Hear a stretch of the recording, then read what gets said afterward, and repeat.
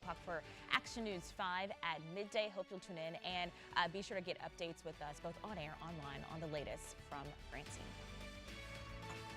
Stream Action News 5 for free on actionnews5.com, on Roku, Amazon Fire TV, and Apple TV. Sponsored by Sissy's Log Cabin. Shop the region's largest selection of exclusive designer jewelry, loose diamonds, one-of-a-kind estate pieces.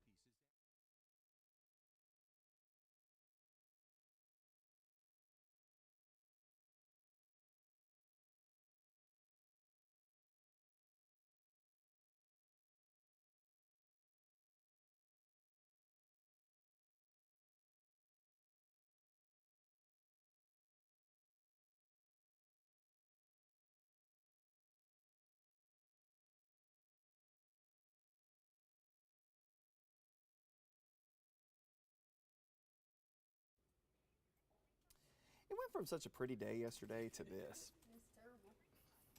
Horrible. They got an inch at the Weather Service office. Dang. Yeah, these estimated drip-hole totals don't. Are you using the dual pole? Yeah.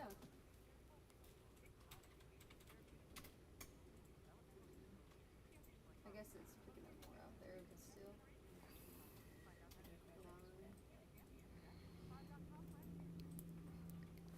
My mom almost got yesterday because I called her Monday or Tuesday, trying to make sure she was all right and everything, like with the storm and stuff. And then she didn't answer. I said, I know you lying. Drive up there.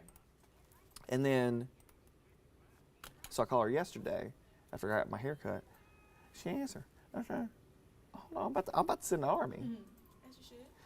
And she called me back, like, but she picked up and she answered the phone and then she hit the deny. And I said, what? Y'all got beef? I said, you finna get got. So hard raising our parents. Raising our. I'm so tired. Can you put the thing in there? Sure, just for you. Thank you. Yeah, we had that digital too. I gotta do the digital.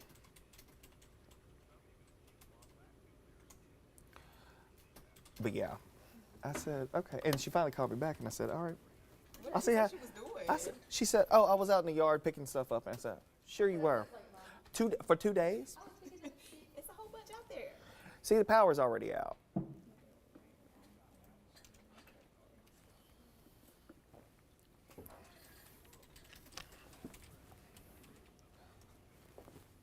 It's like the wires already got jugged over there out east, and the power's out.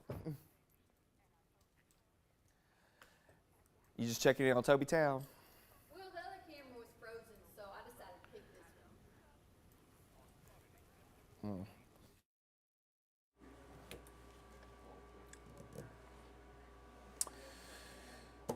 Good morning, everyone. Andrew Douglas here in the Action News 5 digital desk on this first alert weather day. It is a mess out there. If you've been watching Action News 5, you know the kind of weather that we are having right now. That's a live look downtown from our High 5 camera there. 67 degrees. You can see FedEx Forum off in the distance and our lens there blanketed with all kinds of raindrops. That's what we're seeing out there. Let's begin our team coverage with meteorologist Patrick Ellis, who's been following this and tracking this for several days now. And Patrick, we just have to get used to it. If we're here in the Mid-South, we're going to be getting rain and some heavy winds later today, right?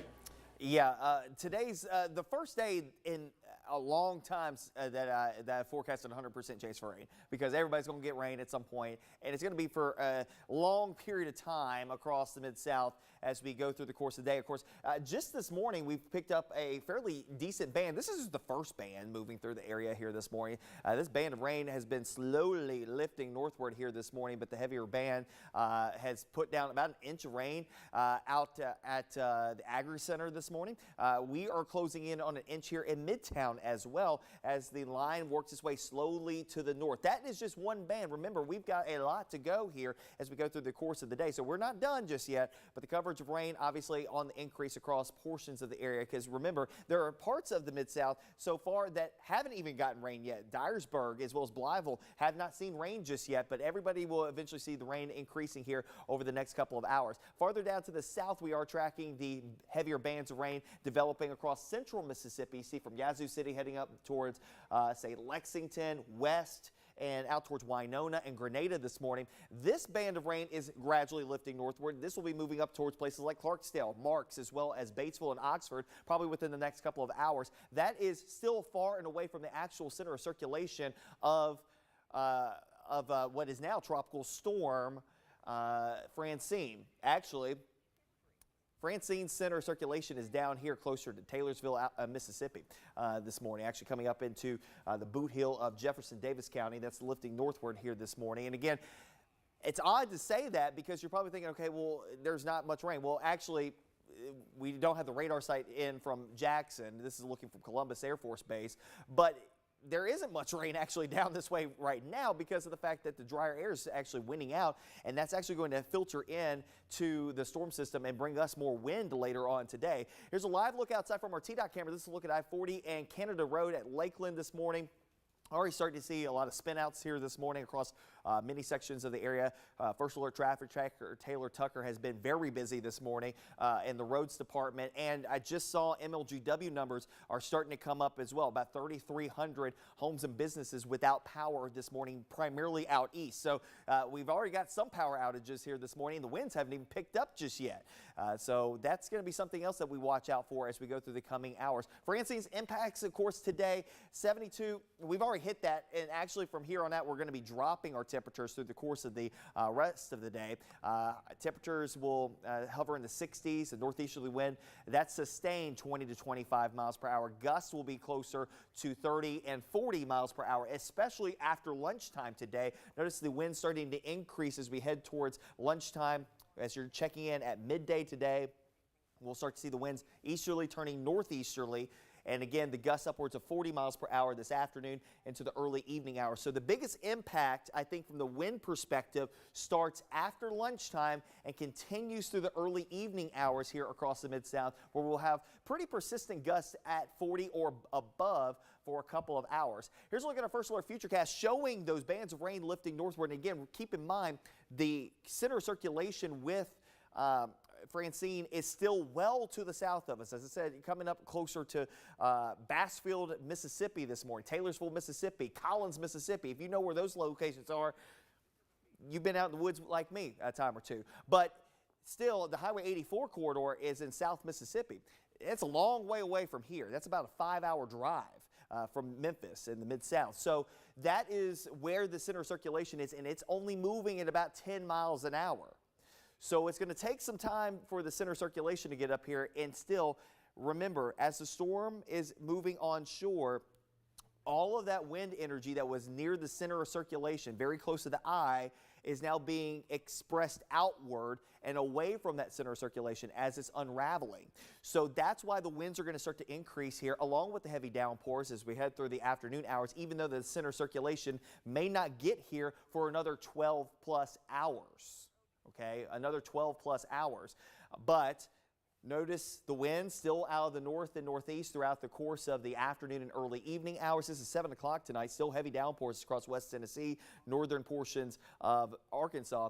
But that drier airstream trying to pull in to the backside of the low, that's also going to, while diminishing the rain opportunities, it's going to increase the wind speed. So again, you're seeing the wind starting to pick up out of the south and southeast on the backside of the low.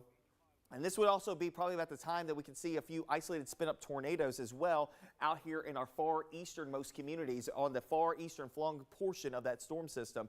We go into your Futurecast for tomorrow morning. If you've got plans out and about, you're probably thinking, okay, are you going to extend that First Alert weather day into Friday? More than likely not. And the reasoning why we're thinking so, the rain's going to be a lot lighter. Yes, a nuisance more so than anything else. The winds will be lighter as well. What we will be watching is this back out here to the east. These cells here could still manifest a brief spin-up tornado. It's not completely off of the table there. We're still going to have the rain and the occasional breezes throughout the course of the afternoon hours of your Friday. Look at Saturday morning. This is midnight. Not much in the way of rainfall across eastern Arkansas, northwest Mississippi, but we're still getting downpours pulling into northeast Mississippi and the eastern extent of West Tennessee, and we're not completely done just yet. It continues even into your Saturday, where occasional tropical downpours will still be moving across the area. Not a washout, but still a chance for rain that could have impacts for the Southern Heritage Classic as well as the Cooper Young Festival. So the main impact zones, again, we've showed you this the last few days. 4 to 6 inches of rainfall for West Tennessee and northern portions of Mississippi primarily, but I think that there will be some spots here in eastern Arkansas. I'd say Crittenden County, maybe eastern St. Francis, Cross County, Poinsett County into Mississippi County, where we could have some spots here that do go 4+ inches of rainfall. Everybody's probably going to deal with the gusty winds, occasionally upwards over 40 miles per hour. And as I mentioned, there's that risk for a spin-up tornado primarily in our easternmost communities as we go through not just today, but possibly even going into tomorrow as well. Now, you're probably thinking, why are you showing this graphic? We're dealing with Francine right now. Well, this is actually part of the forecast of why Francine is not going to want to kick out of here as quickly as possible, because there's another low that could form here off of the Carolina coastline, and that will hold Francine's remnants over the Mid-South. So that means for you, the impacts would be more clouds and occasional tropical rains still sticking around here. So a first alert to that. We've shown you this graphic the last couple of days as well, showing as Francine moved onshore and moved inland. And weekend, it would likely stall nearby because keep in mind there's a ridge of high pressure to the north, there's a front to the west, and there's another front to the east. And that's going to basically lock in Francine's remnant low on top of us. And it's still circulating moisture into it the entire time. So it's pulling in moisture from not just from the Gulf, but also from the Atlantic Ocean, and it's streaming it back around. So occasionally you're going to get these little streaming downpour potentials, and occasionally they're going to be quite heavy. That could lead us to some flood concerns. Don't get me wrong here. I think that there will be some flooding potentially back over into North Alabama, Middle Tennessee. We are right on the edge of that here in West Tennessee and northeastern Mississippi. But Francine still is going to have a big impact in our forecast even into the weekend. While weaker, it's still going to have an impact. Here's the next 10 days. We can all calm down now. Once we get into next week, though, it's going to take a while, though. So the first alert weather day in effect for today, rain and wind. Breezy still tomorrow. The rain's still coming down. It's just not as heavy. It's still going to be impactful. You're still going to have rain coming down. It's still going to be messy throughout the morning commute, the afternoon commute. It's not going to be great. It'll be a great day to lay at the house and watch a movie, and that's if the power doesn't go out. And like I said, already 3,300 homes and businesses in East Memphis and eastern Shelby County are already without power this morning. So that's where we're starting, and hopefully not going to have to see that anymore. And I just looked over, and Maggie McCauley is here with us this morning. And I see there was a tornado warning. I was like, oh my gosh, it's down in, that's going to be what, like near Destin, right, Maggie? Santa Rosa Beach. So down along the coast, they're dealing with tornadoes this morning, but obviously not the case. That's actually, I think, maybe the second tornado warning that I've seen from this system. You know, that line of storms that's going to be on the far eastern side of Francine, kind of unraveling from it, that's going to be the one to watch, and that could be impactful for tomorrow here. So and even really late tonight in parts of the area, primarily east of the city of Memphis. Beyond tomorrow, the weekend still features a lot of clouds and occasional showers. Remember, we are locked in. We're not going to see a lot of movement from Francine, so its moisture pool is just going to sit on top of us, and it's still pulling in moisture off the Gulf, off the Atlantic. And so that may still lead up to some periods of heavy rain. Maybe not constant, but heavy downpours will still be possible all the way through at least Monday. We start to dry things out as Francine starts to get a little nudge away. It starts to open up the flow. The flow starts to open up so Francine can move away from us and get away from us. But it's going to take a little time, Andrew. And again, the biggest impact today, still lingering impacts for Friday. And I'd say even into the weekend, because the zombie low of Francine at that point is still going to be hanging around the Mid-South, helping to facilitate occasional downpours that could be heavy in the clouds as well. So let me ask you this, Patrick. You mentioned, and I loved how you described it earlier this morning, where you're talking about a hurricane essentially unraveling in our area. You mentioned that there is a possibility of tornado watches and warnings. When could we see that? I would think that that's going to be later today. Once that wind starts to switch around to the east-southeast, that's when we have that potential. Right now, we got an easterly wind due east. It turns northeasterly for a time period, at least here in the city of Memphis. But in our easternmost communities, as you're starting heading out towards northeast Mississippi, I'd say that corridor along Highway 45 corridor and far eastern Mississippi, that corridor is going to have the wind start to back around to the south and east. And when you get a southeasterly route of a wind, that's when you start to see an increase in tornadic potential. It's not to say that even with the east wind, you can't get it to happen. It is still possible, but it's more likely to happen when you have a more southeasterly wind. And I think that starts to happen as the actual low starts to push northward. So you got to get the low to actually push north of you to start to see the impacts of potential tornadoes, and that won't happen until probably this evening. And there will be a brief period of time there this evening that we could have a few tornado warnings, maybe a tornado watch for parts of the area. Maybe not the entire area, but at least parts of the area. Okay, meteorologist Patrick Ellis breaking it down for us the next 24 hours, 48 hours, and beyond, all the way to the 10-day forecast. Kicking us off this morning on this First Alert Weather Day. Patrick, thank you. No problem. All right, now let's go to Action News 5's Tavarius Haywood. He is live in the storm tracker and giving us a real-time update. Tavarius, tell us where you are. I understand the last time we spoke with you, you were on 385 near a crash. What's the update from where you are? Good morning.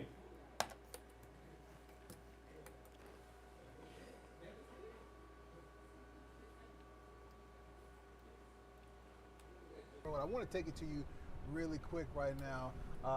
Crews right now have at least one lane blocked off right there. I want to see if I can zoom in for a little bit. These semis, it's a bunch of semis out here. For what we see so far, it's just a one vehicle crash. It's a truck right there seems to have maybe spun out or something like that. But you see, you have TDOT here. You have one Memphis Police Department vehicle out here, and they're loading that truck up on that wrecker right now, and it has some front end damage. I can't see if I don't see anyone on the side of the road or ambulance or anything like that. But Andrew, I want to show you the traffic that's behind us. We are pulled over here in the emergency lane here. Traffic. We were in that not too long ago, and we got off. I believe that was Appling. Well, we got off on Appling, and it took us probably, it seems like it's going at a snail's pace, but it probably took us maybe about 5 minutes to get to this spot. But once you get past all of this, traffic seems to be going by pretty smoothly.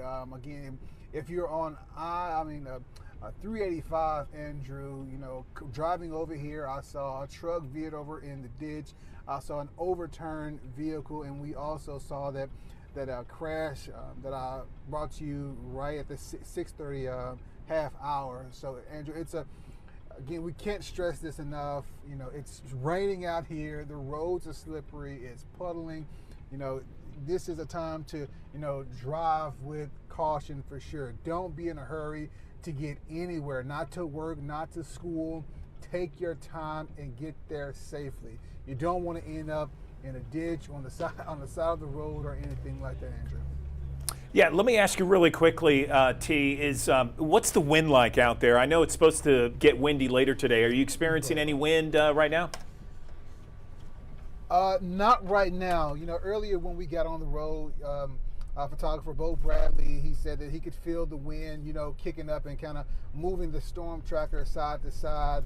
Earlier this morning as well, we saw the street lights or the traffic lights kind of moving and swaying with the wind. This is probably around the 5 o'clock hour, 4 o'clock hour. But as of right now, the semis seem to be, getting along the road pretty smoothly. If the wind is blowing, it's going to kick those semis all over the road, and they seem to be going by pretty fine right now, Andrew. Okay, Tavarius Haywood live for us off 385 and Winchester. T. Wood, thank you.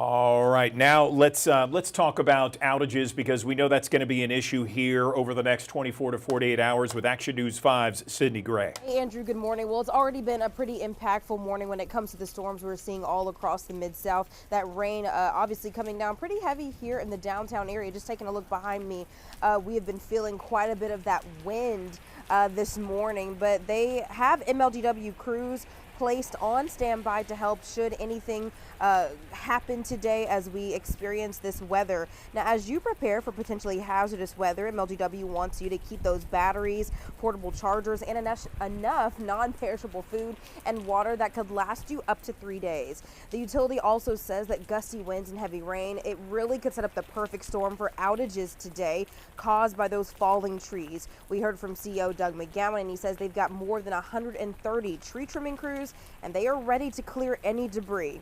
Remember, if your power goes out, check with neighbors to see if theirs is out too. It could be a part of a larger outage that's happening across your area. You can follow MLGW's outage map and report it to the app, or you can even call the number 544-6500. Now, always remember, if you lose power at any point today, you're going to want to, pack that patience because MLGW is working on it.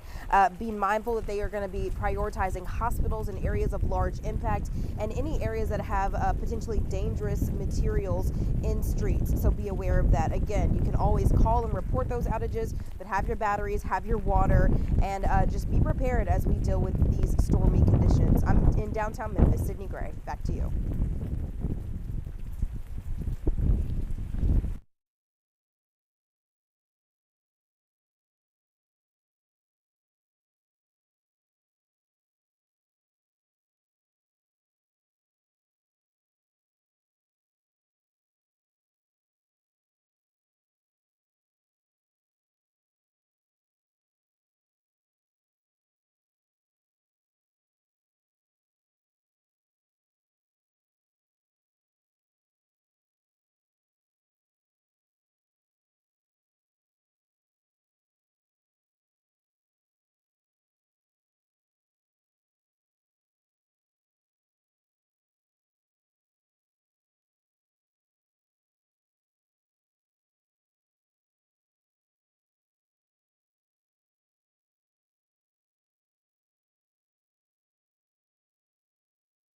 Good morning. Welcome back to the Action News 5 Digital Desk. I'm Andrew Douglas. Cholesterol levels. We're always looking at finding the optimal cholesterol levels. There's good cholesterol, there's bad cholesterol, there's high cholesterol, and then there are ways to lower cholesterol naturally. Let's talk about this right now. I am joined by Dr. Zulfikar Baloch. He is an MD and interventional cardiologist at St. Francis Hospital. Dr. Baloch, thanks for joining us on the digital desk. Let's talk about maybe first off the biggest misconceptions when it comes to cholesterol. Good morning. Thank you. Thanks for having me here. Good morning.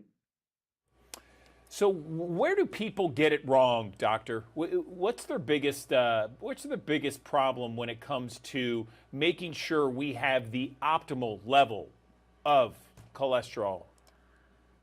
Yeah, that's a great question. Cholesterol, frankly, if we talk about cholesterol, cholesterol is very important for our body. If you look like, our important hormones are made up by cholesterol, like estrogen, progesterone, testosterone, cortisol. It is very important for our body to run the system of the body. And the biggest thing, cholesterol, there are different, first of all, diet is most important, which some diets contain high fatty diet. In addition, there are some people, they are very good, they are vegan, even though if you see their cholesterol level is very high. So those have genetic, familial hypercholesterolemia. So they are two most important. And the why as a cardiologist and as a physician also, why we worried about high cholesterol? Because this is a thing which we can treat by lifestyle and by medication. And if you see the, biggest cause of death in here in the US, you can see, heart attack and stroke. We can prevent by fixing cholesterol. This is what we call preventive medicine. These, in the last 1 to 2 decades, United States government is significantly improving a lot of like primary care, health care, because preventive is better than cure. So this is what I was talking this morning. Our colleague that always we have to do screening of the patient. For instance, if anyone has high cholesterol, we can treat with medication. So that's a, and now coming on your question, like, you say, what are the target number? There are like 4, 5 most important, like total cholesterol, less than 200 is good, and LDL. So if anyone does not have a diabetes, our goal is to less than 100. If anyone has a diabetes, high blood sugar, our goal is to less than 70. And then there's a good cholesterol, HDL. It needs to be more than 50, and triglycerides. So these are some numbers really we see. And sometimes, if anyone has high cholesterol, if anyone has uncontrolled diabetes, we try to give multiple medication, but their cholesterol doesn't come. So there's a one terminology we call diabetes dyslipidemia. So we have to fix their diabetes to bring the cholesterol level down. Are there natural ways that you suggest maybe for some of your patients out there to lower cholesterol? I know that there's statins out there, there's medication, but there's some people that just don't want to take it or take it as a last result. What about diet? What can we do when it comes to our diet that can lower cholesterol, doctor? So, diet, uh, low fat diet, you will see a lot of cholesterol in red meat. You will see less cholesterol in fish, chicken. Some people are, they try to eat a lot of like red meat. And diet and exercise. If we talk about like good cholesterol, HDL, there's none of medication approved which increase the HDL. So lifestyle, exercise improve your HDL. So there are like, for instance, if anyone cholesterol is significant high, LDL 190, our goal is to bring cholesterol more than 50%. Other than medication, it's very challenging to bring LDL less than 50%. So what happened if anyone has genetic, so what from where LDL comes, it liver max LDL. So whatever you will give diet, even though low fat diet, but liver has tendency to make cholesterol, LDL. So that's why, we always recommend people needs to get some medication to bring cholesterol down, especially LDL. I have seen that, I have some experience of my patient. So what they ended up with heart attack. And there's a very common effect that community people say, okay, statin does give you muscle lack. Yes, that's true, but it's a 1 to 5% population, not 95%. So if anyone has a heart attack, what they do, they go to gym and they hire a trainer.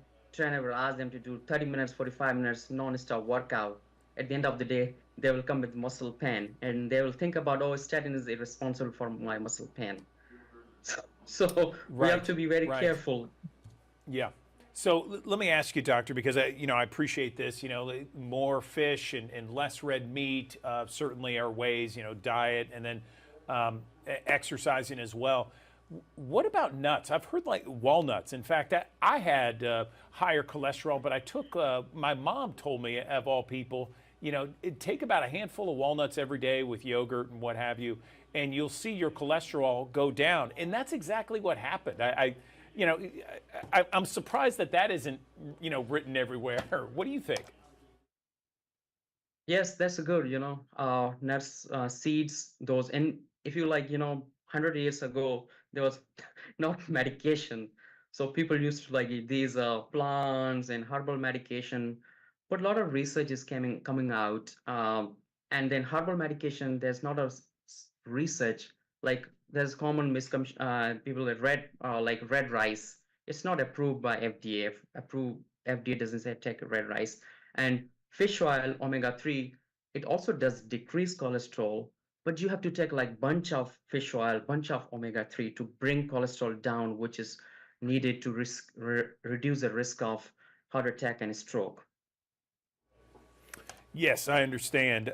Let's talk about the problems with high cholesterol and the plaque buildup and how that can lead to some very severe issues for someone who has it.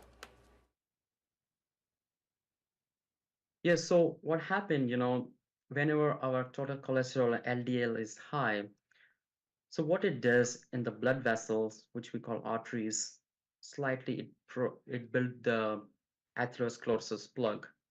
So if it is happening in the heart, we ended up with heart attack. If it is happening in the blood vessel of the neck, we ended up with stroke. If it is happening in the lower extremities, like below the knee, above the knee, we call it peripheral vascular disease. And also in the abdomen, aorta also. So these are some risk factor. If anyone has like heart, blood vessels of the heart ended up with heart attack. So these are some side effects by high cholesterol. Anything else you want to touch on? Let's first off, because we've identified high cholesterol, the good cholesterol, bad cholesterol, ways to bring it down. What's the best method to get our cholesterol tested? So always discuss with your healthcare provider, like primary care physician, and ask them to lipid serum lipids. We always recommend it needs to be dry in the morning because when you're eating afternoon or nighttime, it does give you different variation. Always do at the fasting lipids level. It needs to be ordered by primary care physician like healthcare provider. Gotcha. Okay. Well, listen, Dr. Zulfikar Baloch, we appreciate your time on the Action News 5 Digital Desk. Thanks for letting us know about the cholesterol issues. And again, it's one of those tests that you need to go to your primary care physician and get it tested. But we appreciate all the advice you've given us. Anything else you want to mention before we let you go? Means some are heredity, like if anyone has genetic, for instance, if any family member early age, or for instance, mother, father has cholesterol issue in their 40s and 50s, their um, kids needs to be aware about that. We also see in a young population also, at least once in a time, one time in their life in early stage, they need to screen for high cholesterol. um, they can do a screen for that. If it is high, then there are different treatment options. I always encourage lifestyle modification because that's the more important thing. Every medication has a side effect. There are certain Yeah. medication over the counter like Tylenol also has a side effects. So this is what I tell my patient, that I'm not a big fan of prescribing medication. Lifestyle modification is very important. All right, Dr. Exercise, Baloch, we keep an eye appreciate on your it. time. Thank you so much, and we appreciate you coming on the digital desk. Thank you. Thank you for having me here. I appreciate it.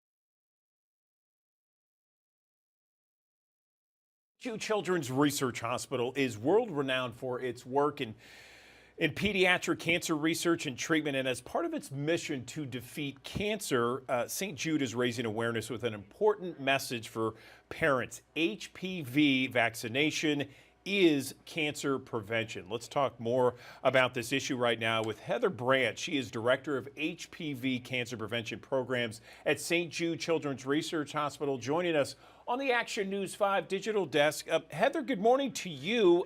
Tell us about the HPV Cancer Prevention Program there, and maybe some more interesting headlines when it comes to HPV. Good morning. Good morning. Our program at St. Jude Children's Research Hospital is focused on promoting on time HPV vaccination among children ages 9 to 12. As you and many of those watching know, St. Jude has a longstanding commitment to serving children and families and curing catastrophic diseases. And we don't yet know how to prevent the cancers for which children are treated every day here at St. Jude. However, HPV vaccination is cancer prevention. And so by focusing on time HPV vaccination among children, we're able to prevent 6 types of cancer in adulthood.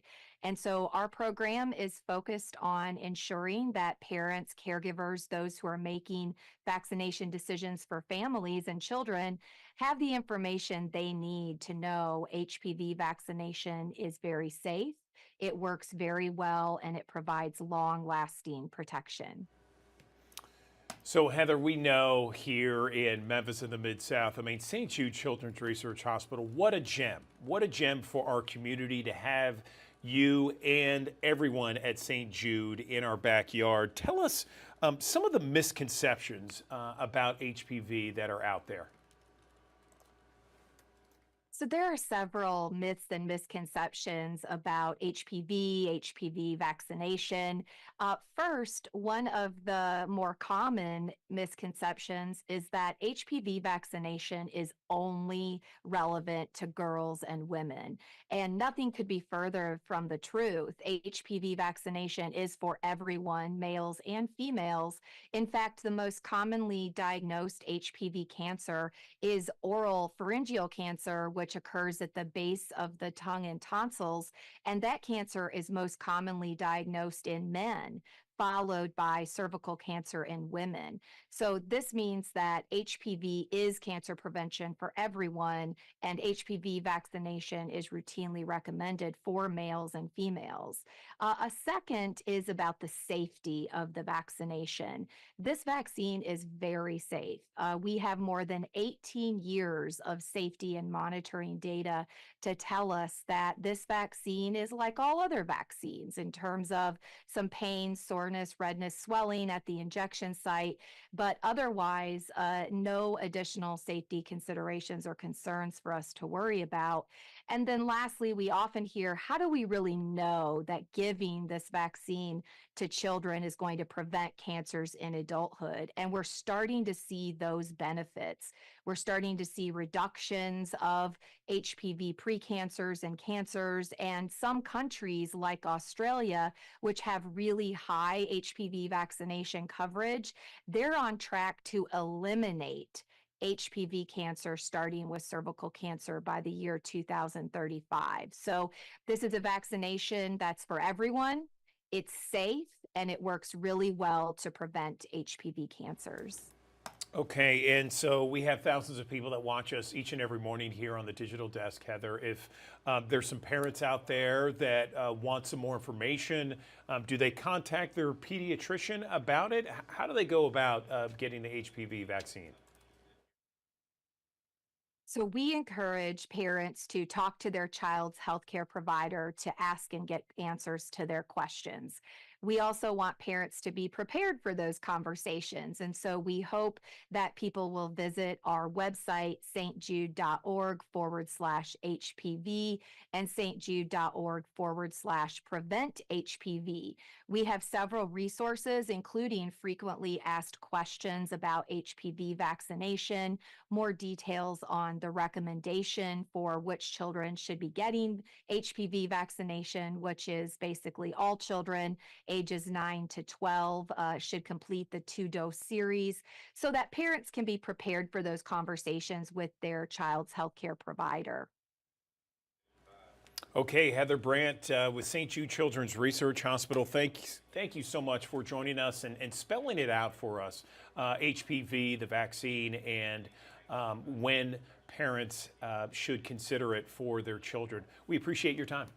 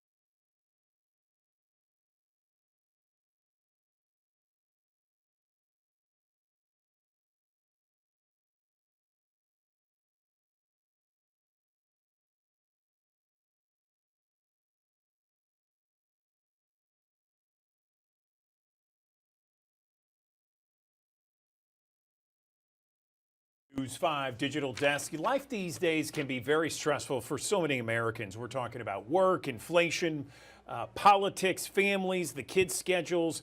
We're always on the go, right? I mean, we always have something to do. We don't have much time for ourselves. But a recent survey just released reveals that many Americans may finally be getting the message of taking those intentional moments of pause and relaxation can be good for not only the body, but for the soul. And joining me now to talk more about this is Dr. Sue Varma. She is a psychiatrist and author. She's joining us on the digital desk. So good morning, doctor. Let's talk a little bit about this survey and what were some of the findings? Yes. So there was a study that was conducted by Harris Poll, and they did this with Lazy Boy. And what they found was that even though two-thirds of Americans feel guilty about taking time off, 90% of them said that they need it. Like they recognize that what we call moments of laziness is actually a form of self-care. So I found this fascinating that like people are recognizing and having more of a mindset shift about the importance of relaxation. Okay, let's talk a little bit more about this because you know laziness has a negative connotation. When we talk about relaxing and when we talk about maybe doing nothing or at least focusing on something else, what are we talking about here? Because as I mentioned off the top, you know, there's work, there's the kids' schedules, there's getting stuff on the table to eat, there's buying groceries, what have you, and all that stuff adds up. What are we talking about when we don't do anything? Yes. So just like you said, that laziness has historically had a negative connotation, but I feel like the word laziness is getting rebranded into something positive and something intentional. And it's kind of like we're taking pride and we're kind of taking and back and reclaiming our humanity because so much of what we're doing right now is the human doing and less of the human being. And the human being says, I have self-worth just because I exist. Like I don't have to do anything to prove myself to other people. And I feel like so much of that conditioning is I need to be successful, I need to achieve, I need to be on the go. And we kind of wear our achievements and accolades as badges of honor, you know, like, oh my God, I worked these many hours. Oh my God, I didn't sleep, right? So now the real flex is saying, I took time off, I did nothing. And what that looks like is carving out intentional moments of laziness in your day or rest by dedicating spaces in your home. So it might be what I call a Zen den. It could be a corner. It could be a throw pillow, a yoga mat, a lazy boy recliner, whatever. Whatever says I'm taking time off and don't do not disturb. Put a do not disturb sign if you have to outside the door to the family and say I'm taking time off. So it looks like both time and space carved out in your day and in your home. And how does that help our mind and brain? Like from head to toe, relaxation has so many benefits. We know that people live longer, those who intentionally carve out moments of rest. They're more productive. They make more money, believe it or not, like those who are working and also supplementing periods of rest. We have less inflammation in the body, less heart disease, less stroke, less dementia. People who nap are 20 minutes a day are less likely to have cognitive and brain changes at earlier ages. Head to toe, less depression and anxiety. I mean, the benefits are countless. And what's key about this is we're not saying go do nothing, you know, forever. We're saying keep doing you, right? Whatever it is that you do so well, but also just be mindful that just a few minutes of rest on a regular basis um, goes such a long way. Where can we get more information about this? Maybe this idea of self-compassion. What is self-compassion, and define it for us? And where can we get more information on ways to just disconnect? Yes. So self-compassion is saying that I have worth simply because I exist, because I'm human. I don't have to earn this rest and relaxation. And if you're looking to create a Zen den or want to learn more about Lazy Boy, lazyboy.com is one great way. The Boy store in your area is another way. Or if you want to read about it, I dedicate a whole chapter in my book, Practical Optimism, to the idea of self-compassion and self-care. Okay, Dr. Sue Varma, we appreciate your time this morning on the Digital Desk.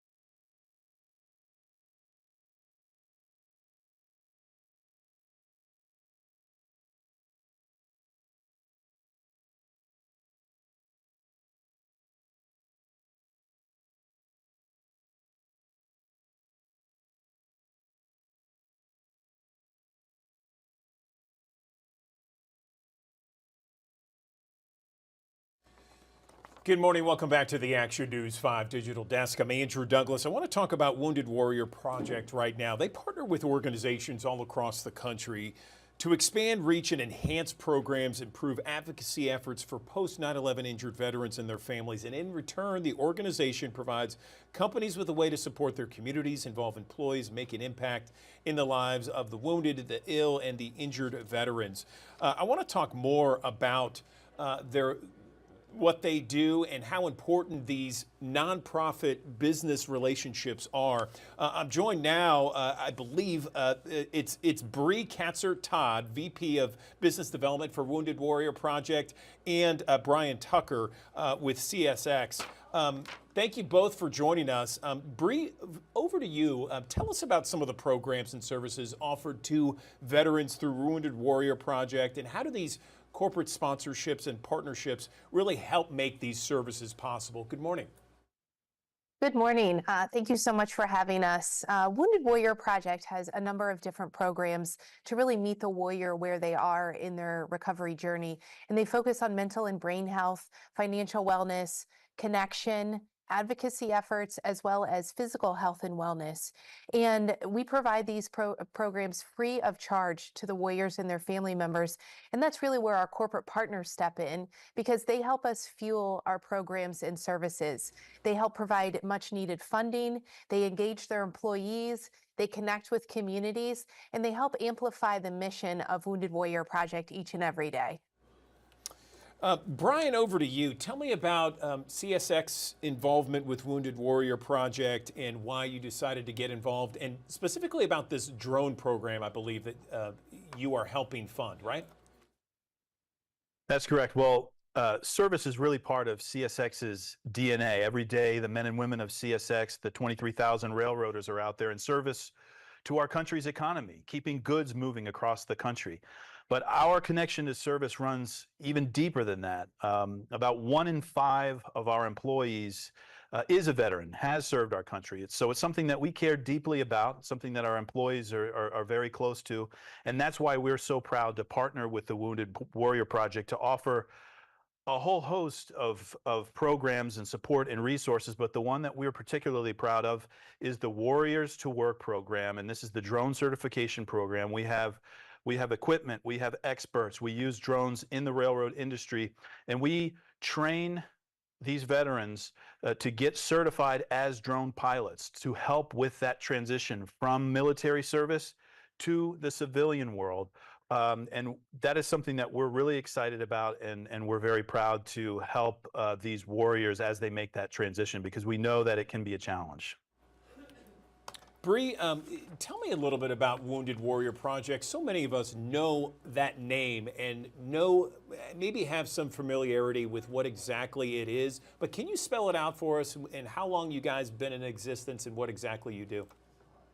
Absolutely. So Wounded Warrior Project, we've been around for 20 years, and we started as a very small organization, and now we're a national organization with a local impact. So we serve warriors and family members in their community, and we provide a number of different programs. As I mentioned, they are free to the warriors and their families, and those programs are still in need. We have 71 warriors signing up every single day for our programs and services. And we're able to deliver them because of companies, because of individuals that have raised their hand. And so we're continuing to provide the necessary programs and services to warriors each and every day. Bree, we have thousands of people that watch us each and every morning here on the digital desk. If someone is watching and perhaps they're a business owner or perhaps they're just an employee and they want to help out, what are the best ways to do that? Well, I would welcome anyone to go to woundedwarriorproject.org, and there you will find a number of different ways to get involved, whether you're a company, an individual, as you mentioned, an employee, and you want to take this back to your company. And also, if you are a veteran, a warrior, a family member, and you want to learn more about our programs and get involved, you can find all of the information there also. So it's woundedwarriorproject.org. Brian, did you mention something about the drone program yet?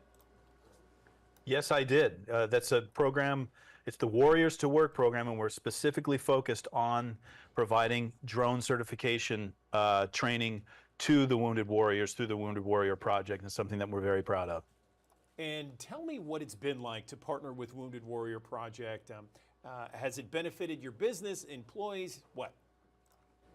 Well, our partnership with the Wounded Warrior Project is something that we are extremely proud of.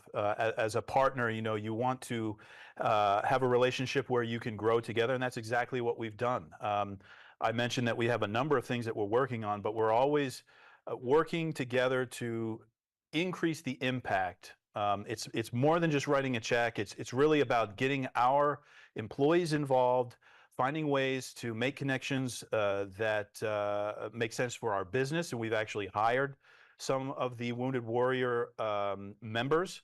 And it's just something that we're really proud of and that we look to continue for the years ahead. Okay, Bree and Brian, we appreciate you coming on the Digital Desk, informing our audience about the importance of not only supporting the Wounded Warrior Project, but also those nonprofit business relationships. We appreciate it. Thank you for having us. Thank you. Okay.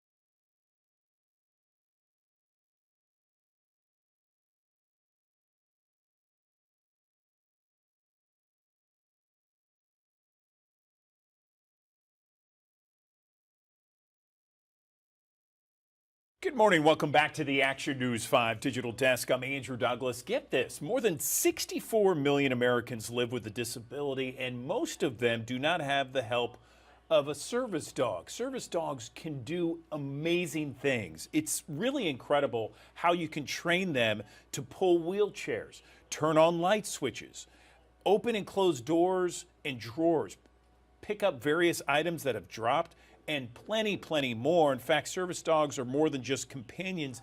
They are essential partners in helping people navigate the world for so many.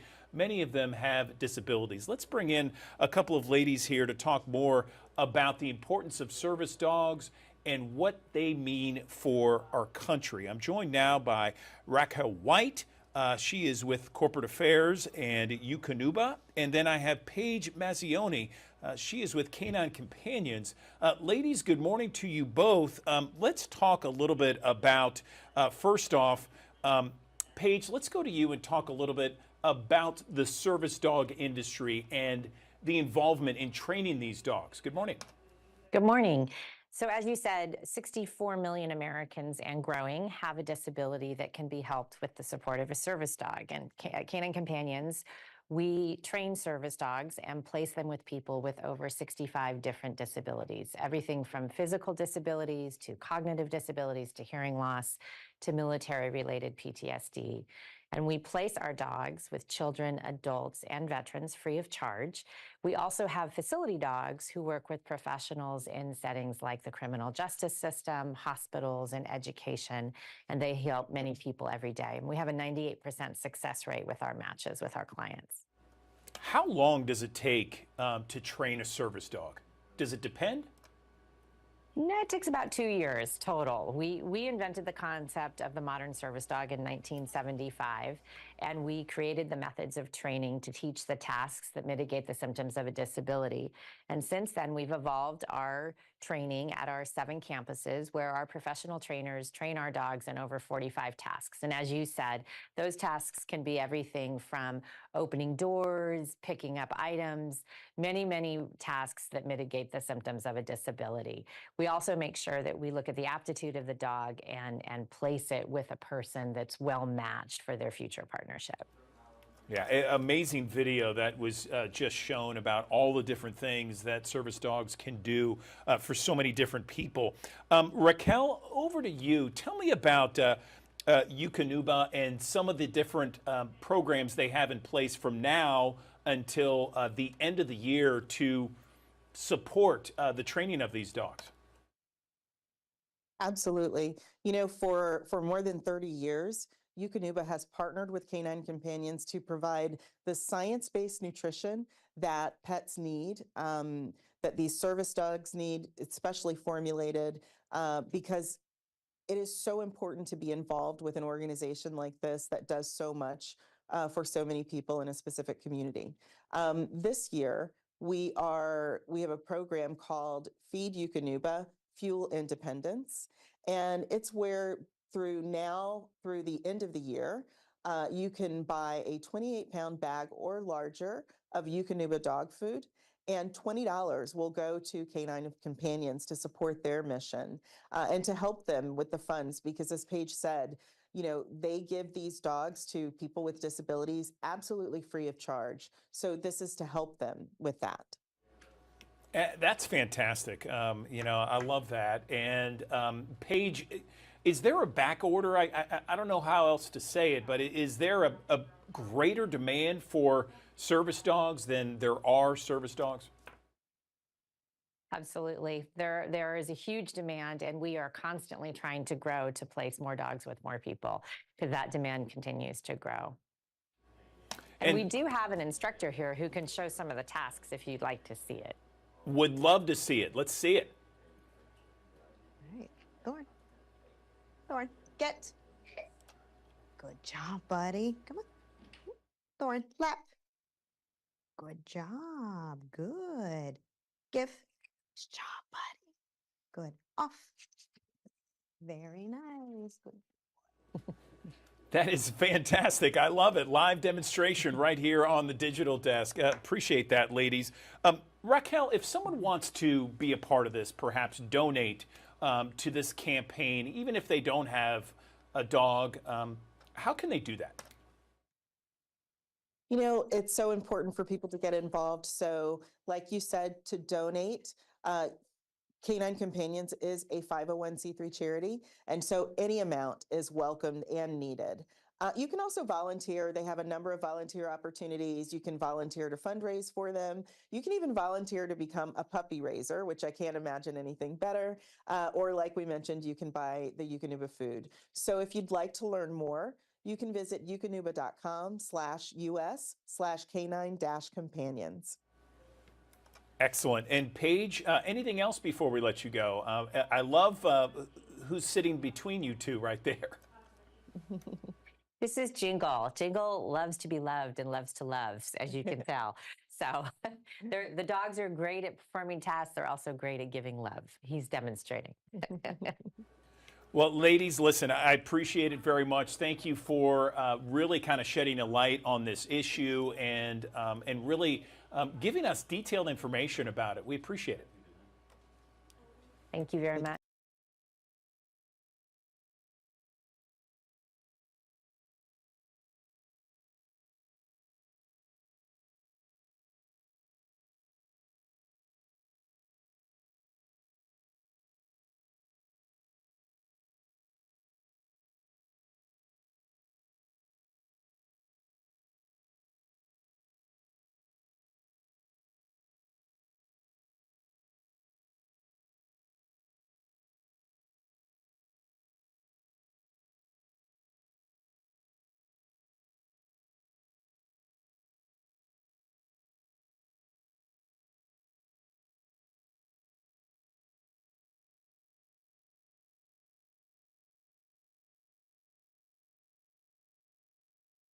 Thanks for joining us here on the Action News 5 Digital Desk. For today, of course, a first alert weather day with the heavy downpours and gusty winds in association with the remnants of Francine. Northeasterly winds, that's sustained winds, 20 to 25 miles per hour. But gusts, especially this afternoon, will be upwards of 40 plus miles per hour out of the north and east. We'll be watching this closely because this could also impact issues with power lines and the fact that weakly rooted trees could fall over, topple over, and things of that nature. So we're going to be watching that very closely. But gradually throughout the course of the morning into the afternoon hours, that's when the winds will probably get their worst, into the afternoon and early evening hours. Things will start to calm down tonight, but it's going to take a little bit of time, and probably, again, the biggest impacts will come in over the coming hours after lunchtime today as the core of Francine's remnants continue to lift farther to the north. Here's a look at our first alert futurecast. This is lunchtime. Again, some periods of very heavy rainfall. Some of these heavier bands of rain lifting overhead. That's going to put down a quick inch or two of rainfall as we head through the afternoon and early evening hours. The wind still swirling about the area of low pressure, moving out of the north and east by 7 o'clock this evening, but still, again, gusts in some pockets 30, 40 miles per hour. Notice also the winds turning more southerly in places like Ripley and Corinth. That is going to be the tail end of the storm system as the drier air is filtering in on the backside of it. Now, once you get a southerly wind, there is that potential that we could have a brief spin-up tornado, especially in some of these cells, even tomorrow morning, mainly closer to the Tennessee River, that will be swirling around the common axis of the area of low pressure to the west of it. That will still be pushing lighter rains across parts of the Mid-South all the way throughout the course of your Friday. Now, again, the rain much lighter on Friday, still though more of a nuisance than anything else, and obviously the wind's not nearly as strong. But occasionally on the tail end of the storm system, you're still going to have some of these stronger cells that are going to rotate in that could be strong, possibly even severe.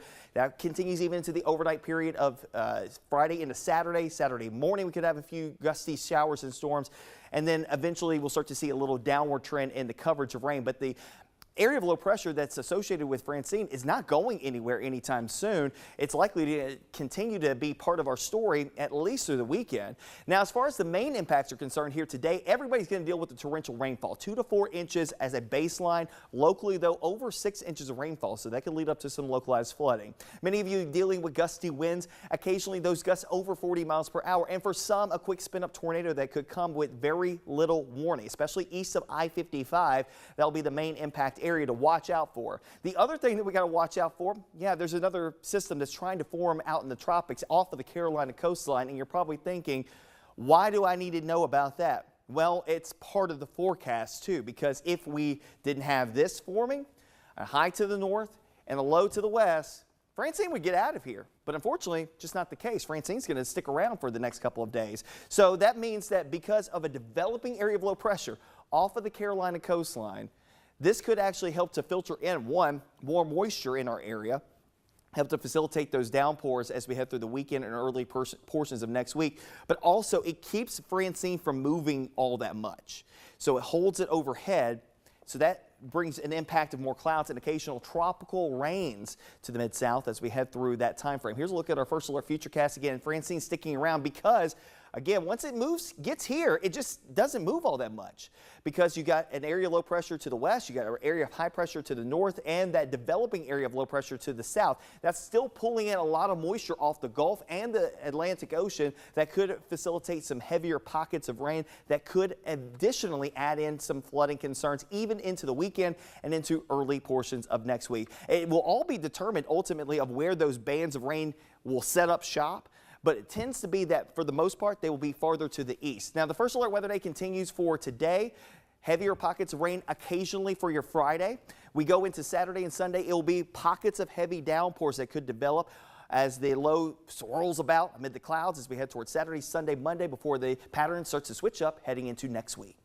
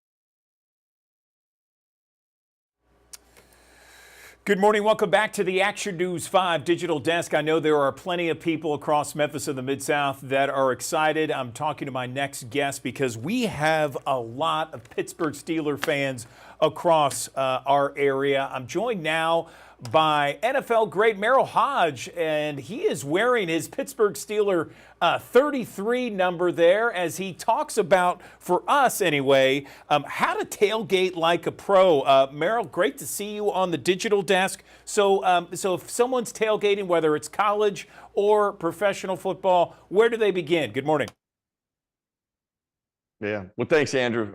Thanks for having me. I'll tell you where you begin. First of all, we're going to start with the TV. You got to have something to watch the game. That's the key. LG OLED B4 TV up to 83 inches. Now that's a 65-inch TV, so 8 million self-lit pics. That's why that picture is so incredible. I just let you look at it itself, but that's why it's got a crystal clear picture. And then when you're outside, you got to be able to hear, whether it's a home gate or a tailgate, Dolby sound incredible. And here's the kicker. $1,400 off selected sizes. So great opportunity for a good price on a TV. And then you got to have something to power it. I think that's always one of the most critical aspects. This is actually not a cooler. This is a Jackery, tailgate, home gate. This right here is the Jackery 1000 V2. This is going to power every TV, your grill, your phone, music, whatever you want all day. And to ensure that, they got a solar panel with it just to make sure it stays charged. So you don't have to worry if we're going to overtime, everything dying. It'll stay alive. Use code HOMEGATING at jackery.com for $200 off the regular price. Great deal. Now we got to eat, okay? This right here, new, the Sonic Double Sonic Smasher, okay? Premium cheeseburger, Sonic, $7, hand smash made to order Angus beef. I say it's easier to buy them than it is to make them. And when I see this right here, you'll be lucky if it survives this commercial right here. And then we got to doll things up, the Cricut Joy Extra. DIY smart cutting machine. That is this bad boy right here. It cuts up to 50 materials. It actually made this, works on vinyl, cardstock, and iron-ons. Made everything here from coasters to koozies, team logos, player names, decals. Like I mentioned, it made this shirt right here. So it can do a lot of things for you to really make your party fun. And it's only $200, under $200. So it's not, doesn't cost very much. Size is very small and it's awesome to play with all the things that you can do with it. So you put this all packaged together, Andrew, you and your team are going to have one heck of a day, whether it's a home gate or a tailgate. It sounds great. Appreciate it, Merrill. Let me talk a little bit about you first off. You know, we got accustomed to watching you all the time on ESPN with your great analysis. Tell us what you're doing now. I know that you were diagnosed with non-Hodgkin's lymphoma not too long ago. First, tell me about your health and what you're doing now so we can update your audience because you got a lot of fans here in Memphis and the Mid-South. Yeah. Well, Andrew, I appreciate it. And, you know, Steeler Nation and there's just football people that love football. I love that. I actually get to speak a lot throughout the country to corporate events, a lot of different events. I share a message of find a way, and find a way to help me live a dream and fight to live. But the message is not really about me. It's about what people can do and the control that they have in their lives, the power and the tools that they have. If exercised properly, they can overcome anything and become anything. And that's what the message is really about. And that's my passion right now. I do stuff with the NFL still and the Steelers still. So I'm still active in football, but speaking and sharing a message to find a way is my passion. I love that. I really do. And thank you for sharing it, by the way. Also wanted to just get your thoughts on this upcoming NFL season. I mean, it's already begun. We're looking forward to week 2 here. What are your thoughts so far? Well, it was an interesting week. You know, the teams, I watch games on TV like this on Sundays, but then I spend all week watching tape. I still do that because that really tells you the truth about a player and about a team. And, you know, there's one thing that was very evident this week. You know, there's a lot of, you know, the young players that are playing, and the transition from college to the National Football League is a massive leap in a variety of ways. It's not just the athletic aspect of it. It is really the IQ of the game that I've always said is one of the most biggest challenges from college to the NFL. Having experienced that was one of my biggest challenges. And just seeing the newness with different coaches that come in and teams that have continuity and consistency. They're just ahead of all those other teams that are not. And there's two things actually as you watch this Sunday and on. There's two things I always tell fans to watch for that help you with the outcome of a game. what team can control the tempo of the game. That's why running the football becomes a vital component of doing that.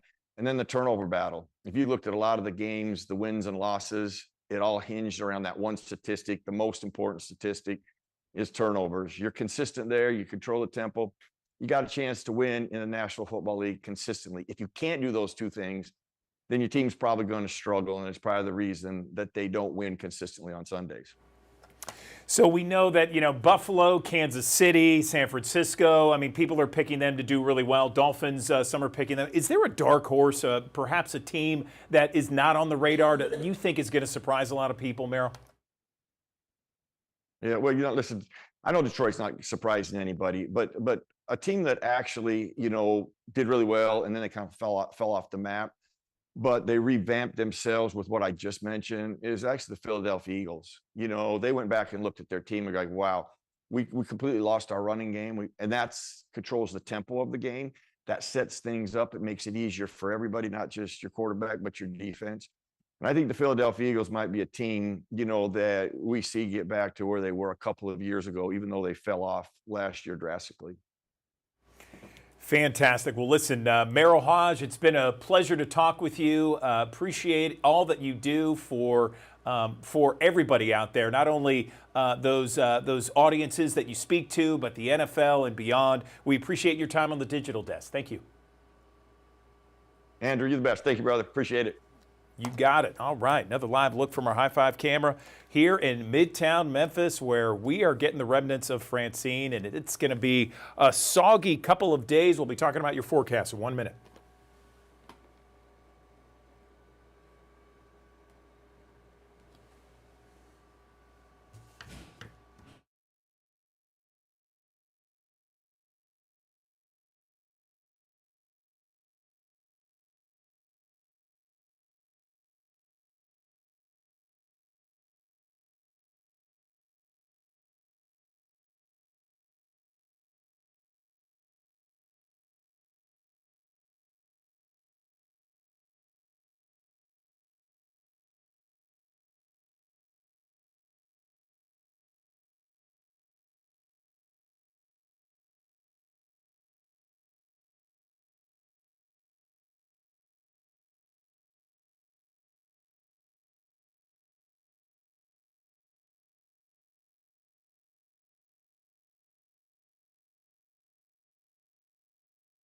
Thanks for joining us here on the Action News 5 Digital Desk. For today, of course, a first alert weather day with the heavy downpours and gusty winds in association with the remnants of Francine. Northeasterly winds, that's sustained winds, 20 to 25 miles per hour. But gusts, especially this afternoon, will be upwards of 40 plus miles per hour out of the north and east. We'll be watching this closely because this could also impact issues with power lines and the fact that weakly rooted trees could fall over, topple over, and things of that nature. So we're going to be watching that very closely. But gradually throughout the course of the morning into the afternoon hours, that's when the winds will probably get their worst, into the afternoon and early evening hours. Things will start to calm down tonight, but it's going to take a little bit of time, and probably, again, the biggest impacts will come in over the coming hours after lunchtime today as the core of Francine's remnants continue to lift farther to the north. Here's a look at our first alert futurecast. This is lunchtime. Again, some periods of very heavy rainfall. Some of these heavier bands of rain lifting overhead. That's going to put down a quick inch or two of rainfall as we head through the afternoon and early evening hours. The wind still swirling about the area of low pressure, moving out of the north and east by 7 o'clock this evening, but still, again, gusts in some pockets 30, 40 miles per hour.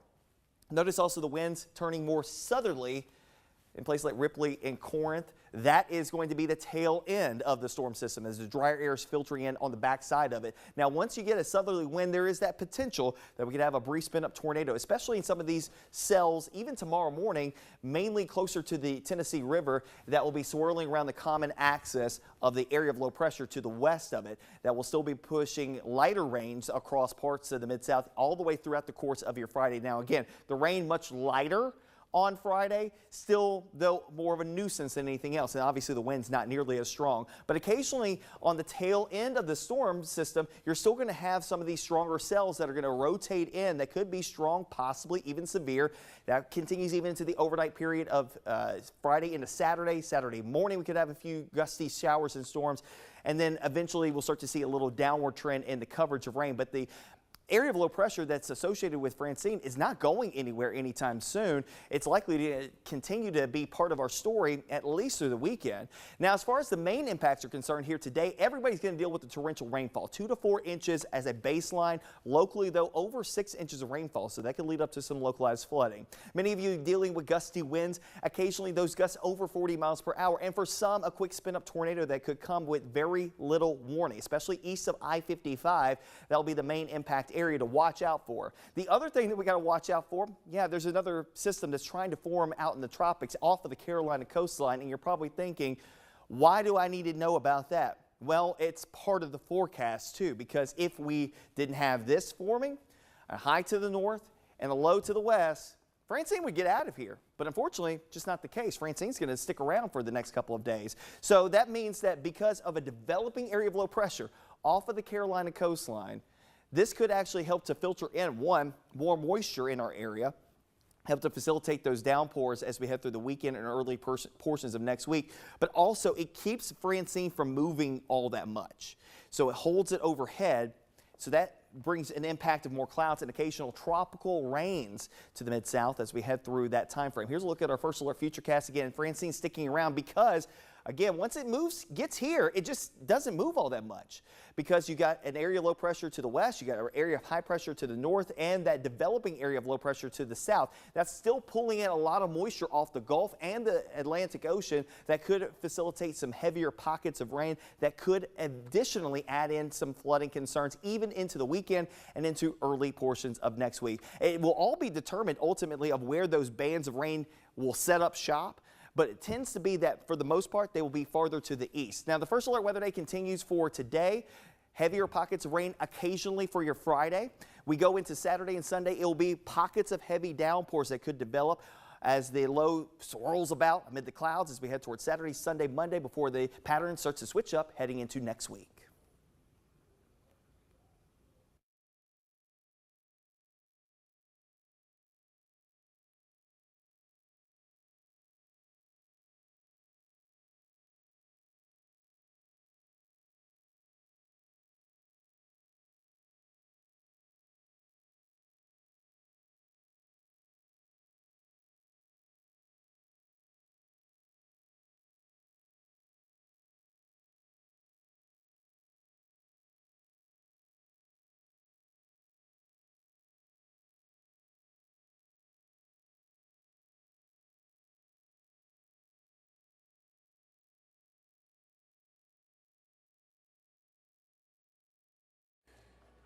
Good morning. Welcome back to the Action News 5 Digital Desk. I'm Andrew Douglas. The Memphis Botanic Garden is one of my favorite places in Memphis. It is such a gem. We have so many gems in this area, and Memphis Botanic Garden is one of them. And there is a new storybook trail that is set to open September 28th. Joining me now to talk more about it and to give us the details, I'm joined now by Brianna Helms. She is membership and volunteer coordinator and manager at Memphis Botanic Garden. Brianna, thank you for joining us. So tell us about this storybook trail. I'm very intrigued. Good morning.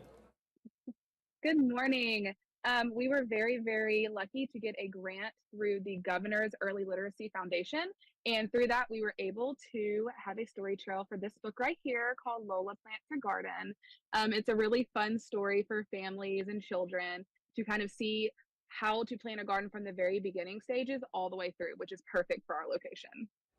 That sounds amazing. And again, this is September 28th from 10 until noon. There's going to be a ribbon cutting ceremony, very family friendly. What can people expect when they come out there? Yeah, you can expect a really family-friendly, fun environment. We're going to have some story time. We'll sit down and read the book. We will also have crafts and activities that kind of have the same themes as in the book. We'll also feature a snack time. Of course, it's a perfect time for a snack before nap for little ones. And then the story trail will be open. So it will start right behind me and we'll kind of snake through around our urban home garden. And this garden is great for kids and families because it features chickens and large vegetable and fruit patches where they can actually see food growing, as well as our honeybees. So it'll be a super fun and family-friendly event. It sounds like it. I mean, you know, it's always great when little kids go out and explore nature, and certainly Memphis Botanic Garden is a great place to do that. And here is an opportunity to have story time and to learn something valuable like building your own garden. This sounds fantastic for everybody, even from, you know, not necessarily super tiny kids, but some that are a little bit older, right? Absolutely. This book is geared towards ages like 2 to 5. However, the lessons and the content of this book can go far past that. You know, I didn't start planting my own garden until my family kind of brought me into that. So this is a great opportunity for even older kids and their families to think about planting a garden. We have our fall plant sale coming up in October. And so it's the perfect time to really think about that and to do something together. So let's talk about other things when people want to look at the Memphis Botanic Garden, because you guys have an ambitious schedule all throughout the year, all kinds of events for all kinds of people. Where can people get those details? It's on your website, right? Absolutely. So our website is membg.org, and everything is listed out there on our calendar. Our free events, our ticketed events. Another great way to kind of hear about what we have going on is to be a member of the garden. So we have our membership levels, but not many people know we also have a free membership program. So if you have a state issued EBT card, you get a free year-long membership to the garden, and you'll have access to all of those wonderful events. So there's many ways to find out, but I always tell people just come check it out. Find a slot of time, you have an hour or so, and just come on over and see, and you'll totally understand the magic of the garden.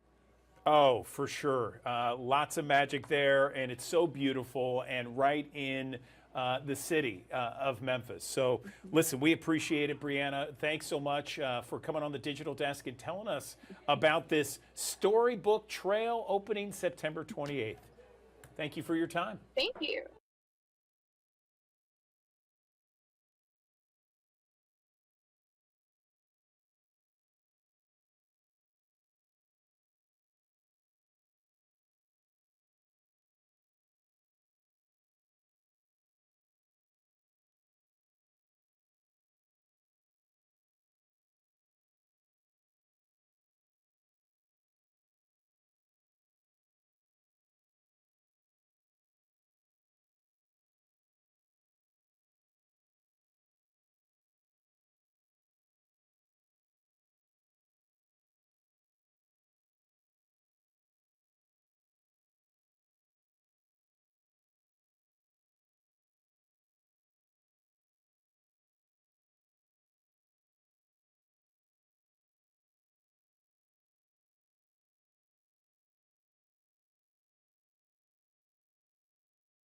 Good morning. Welcome back to the Action News 5 Digital Desk. I'm Andrew Douglas, and when we talk about Memphis, there are several things we talk about. We talk about the amazing food, we talk about the sports, and we talk about the music history and the music events that happen in this city and in this area each and every year, one of which is Mempho Music Fest that is coming up, rapidly approaching October 4th through the 6th. I'm joined right now by the head of production for Mempho Music Festival, Mike Smith, on the Action News 5 digital desk.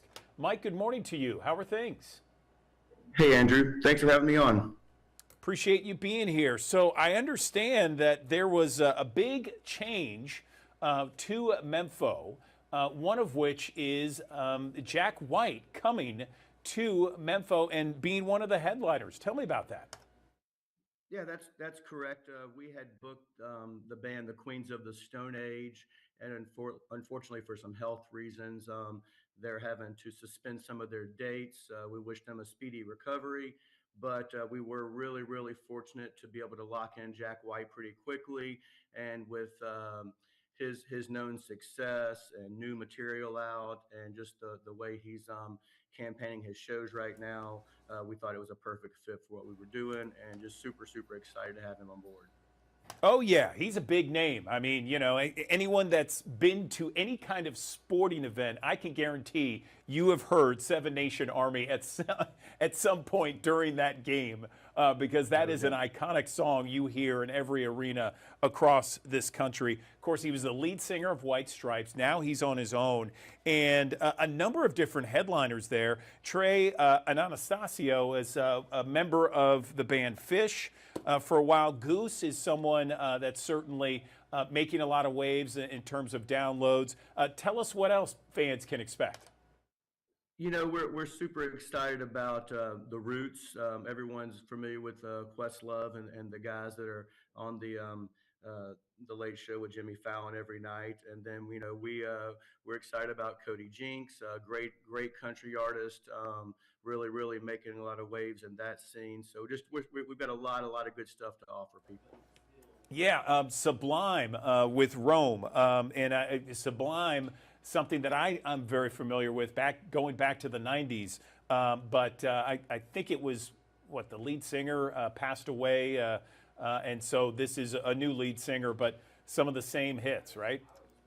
That's correct. That's correct. Rome's been with Sublime since the lead singer passed away, and I do believe that they're only doing a few shows with this lineup, and Mempho is fortunate enough to have one of the last few shows that they're going to do like this.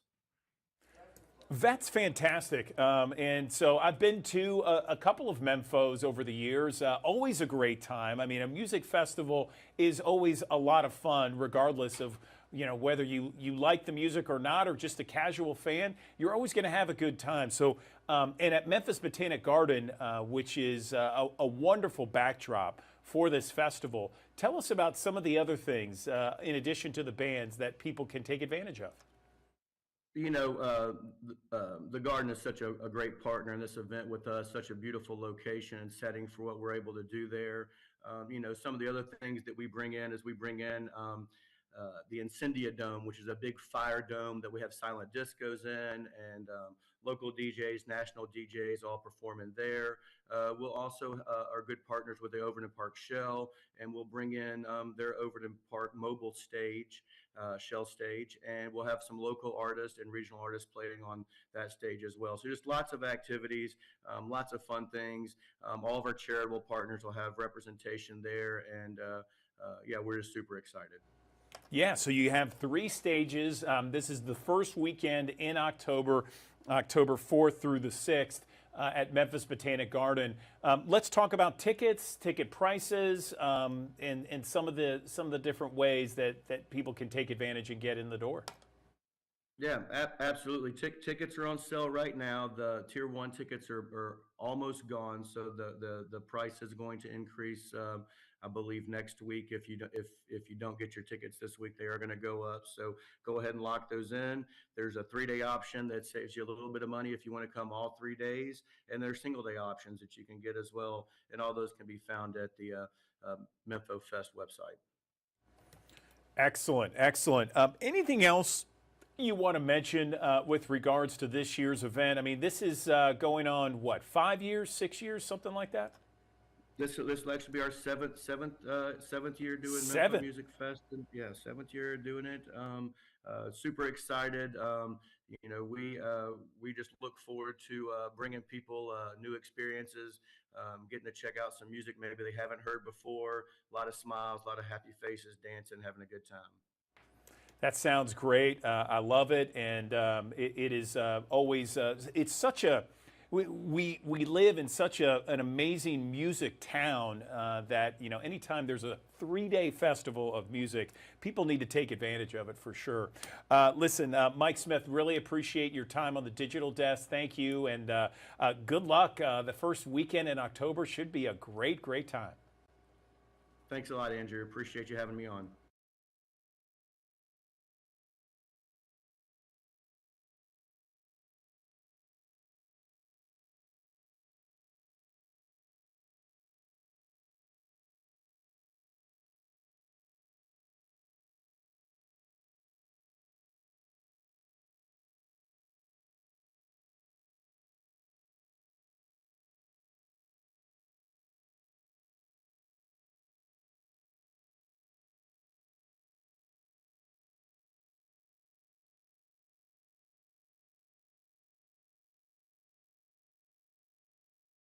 Thanks for joining us here on the Action News 5 Digital Desk for today. Of course, a first alert weather day with the heavy downpours and gusty winds in association with the remnants of Francine. Northeasterly winds, that's sustained winds, 20 to 25 miles per hour, but gusts, especially this afternoon, will be upwards of 40 plus miles per hour out of the north and east. We'll be watching this closely because this could also impact issues with power lines and the fact that weakly rooted trees could fall over, topple over, and things of that nature. So we're watching that very closely, but gradually throughout the course of the morning into the afternoon hours, that's when the winds will probably get their worst, into the afternoon and early evening hours. Things will start to calm down tonight, but it's going to take a little bit of time, and probably, again, the biggest impacts will come in over the coming hours after lunchtime today as the core of Francine's remnants continue to lift farther to the north. Here's a look at our first alert futurecast. This is lunchtime. Again, some periods of very heavy rainfall. Some of these heavier bands of rain lifting overhead. That's going to put down a quick inch or two of rainfall as we head through the afternoon and early evening hours. The wind still swirling about the area of low pressure,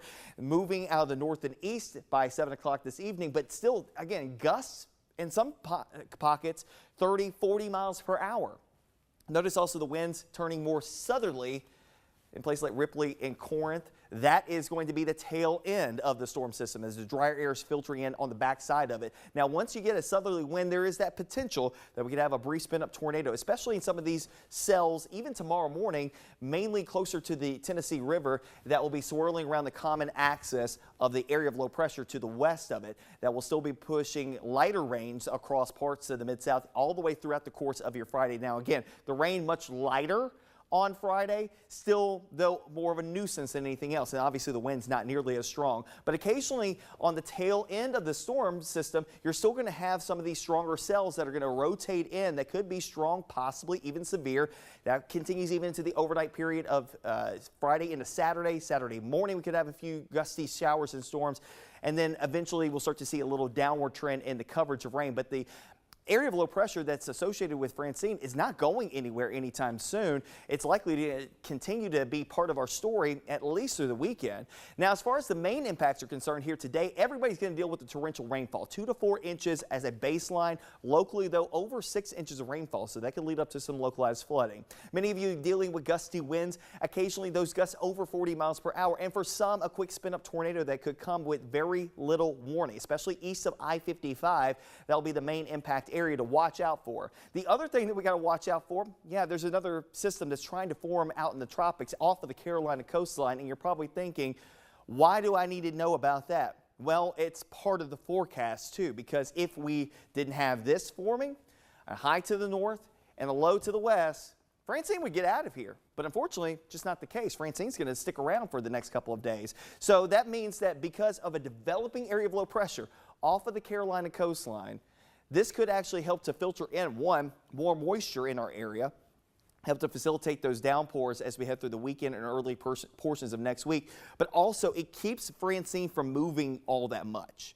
So it holds it overhead, so that brings an impact of more clouds and occasional tropical rains to the Mid-South as we head through that time frame. Here's a look at our first alert futurecast again. Francine sticking around because, again, once it gets here, it just doesn't move all that much because you got an area of low pressure to the west, you got an area of high pressure to the north, and that developing area of low pressure to the south. That's still pulling in a lot of moisture off the Gulf and the Atlantic Ocean that could facilitate some heavier pockets of rain that could additionally add in some flooding concerns even into the weekend and into early portions of next week. It will all be determined ultimately of where those bands of rain will set up shop, but it tends to be that for the most part they will be farther to the east. Now, the first alert weather day continues for today. Heavier pockets of rain occasionally for your Friday.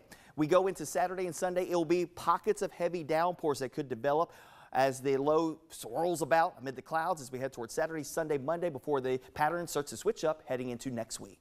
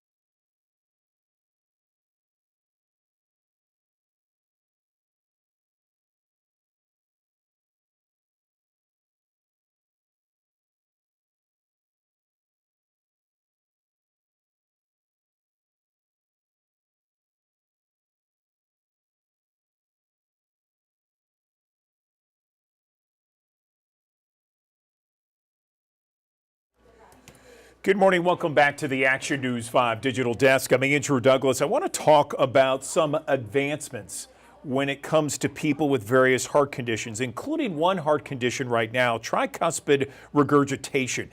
A leaky tricuspid heart valve can cause people to have debilitating symptoms that severely impact their quality of life. For example, walking down a hallway, that can feel like a marathon. Tying your shoes can be nearly impossible, and eating can cause major discomfort. Historically, you need open heart surgery, but now there are some advancements. In fact, there's an FDA-approved way, a treatment option that can change all that. I want to talk more about this advancement, this update, with a couple of people here. I'm joined on the Action News 5 Digital Desk by Dr. Nadim Galou, a senior medical director at Abbott, and then his guest, Gregory, a Vietnam veteran who has this heart condition. First, doctor, over to you. Can you explain what this condition is and, beyond what I said off the top? Good morning. Thank you for having us, Andrew. A leaky tricuspid valve is when the valve on the right side of the heart isn't closing properly and blood's leaking back to where it came from. And unfortunately, for patients, this can cause a great many symptoms which can alter their lifestyle.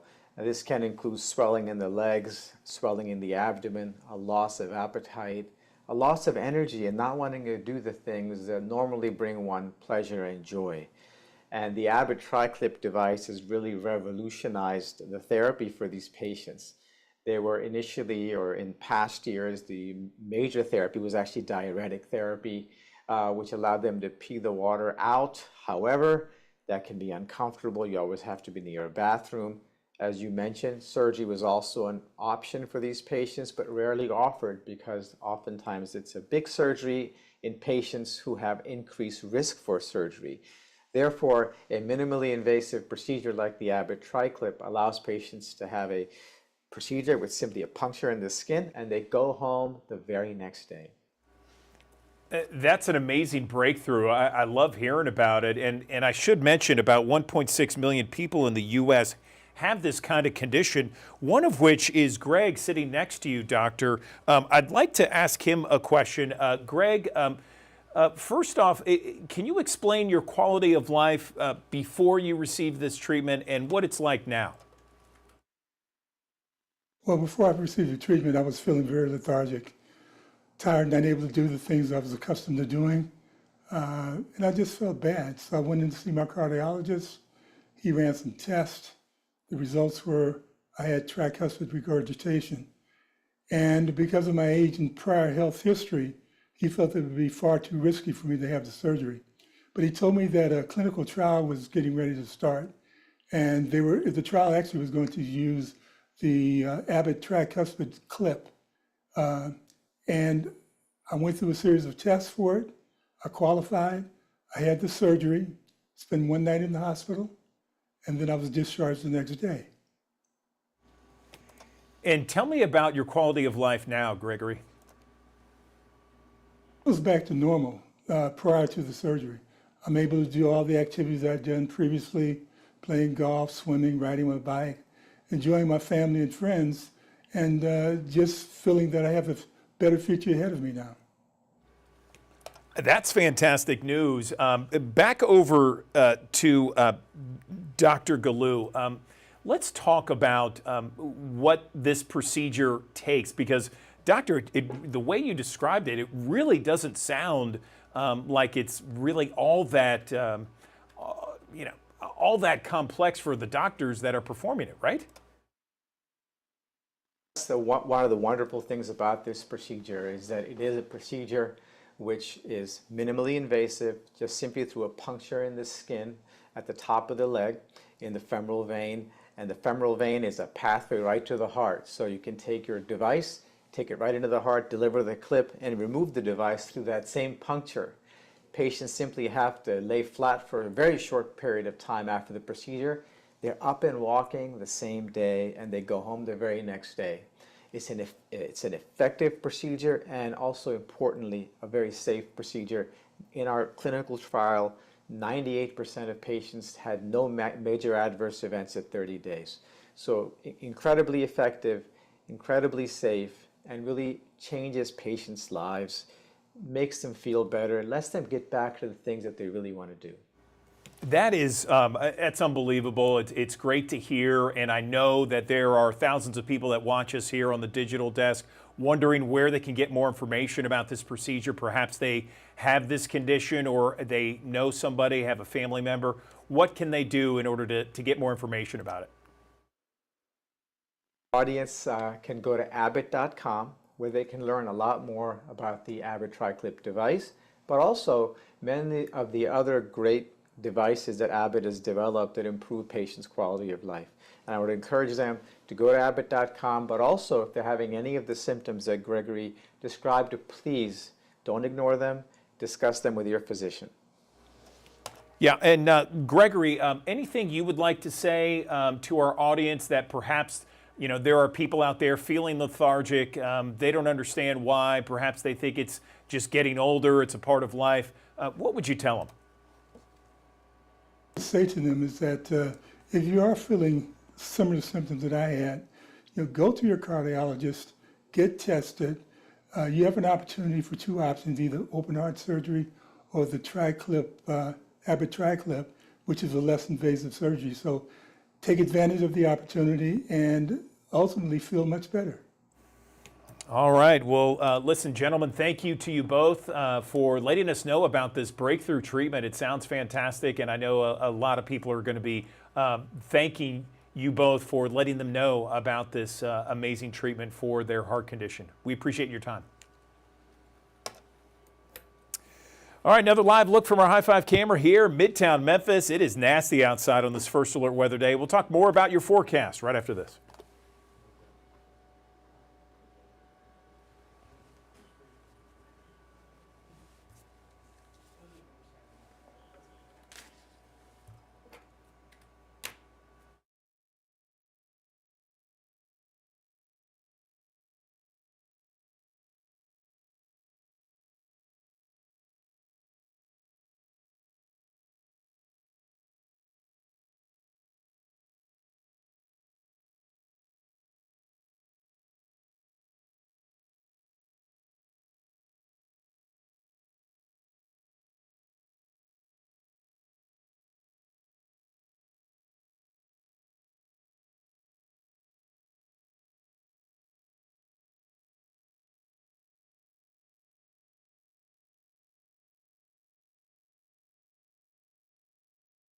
Thanks for joining us here on the Action News 5 Digital Desk. For today, of course, a first alert weather day with the heavy downpours and gusty winds in association with the remnants of Francine. Northeasterly winds, that's sustained winds, 20 to 25 miles per hour. But gusts, especially this afternoon, will be upwards of 40 plus miles per hour out of the north and east. We'll be watching this closely because this could also impact issues with power lines and the fact that weakly rooted trees could fall over, topple over, and things of that nature. So we're going to be watching that very closely. But gradually throughout the course of the morning into the afternoon hours, that's when the winds will probably get their worst, into the afternoon and early evening hours. Things will start to calm down tonight, but it's going to take a little bit of time, and probably, again, the biggest impacts will come in over the coming hours after lunchtime today as the core of Francine's remnants continue to lift farther to the north. Here's a look at our first alert futurecast. This is lunchtime. Again, some periods of very heavy rainfall. Some of these heavier bands of rain lifting overhead. That's going to put down a quick inch or two of rainfall as we head through the afternoon and early evening hours.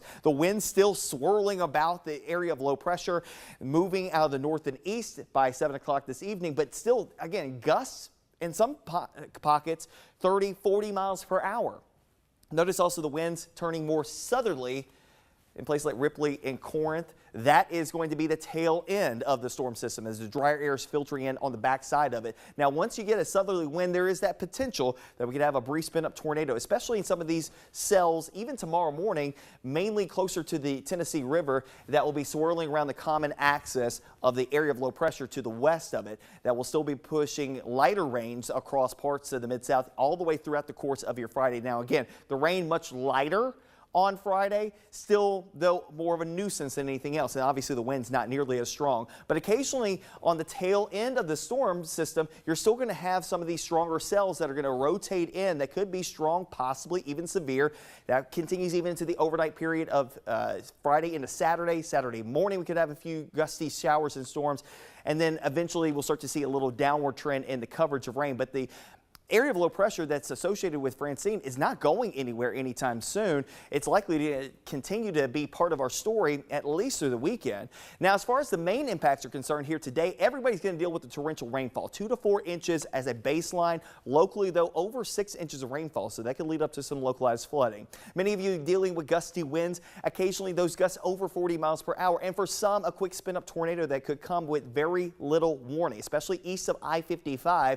That'll be the main impact area to watch out for. The other thing that we got to watch out for, there's another system that's trying to form out in the tropics off of the Carolina coastline, and you're probably thinking, why do I need to know about that? Well, it's part of the forecast too, because if we didn't have this forming, a high to the north and a low to the west, Francine would get out of here. But unfortunately, just not the case. Francine's going to stick around for the next couple of days. So that means that because of a developing area of low pressure off of the Carolina coastline, this could actually help to filter in, one, more moisture in our area, help to facilitate those downpours as we head through the weekend and early portions of next week. But also, it keeps Francine from moving all that much.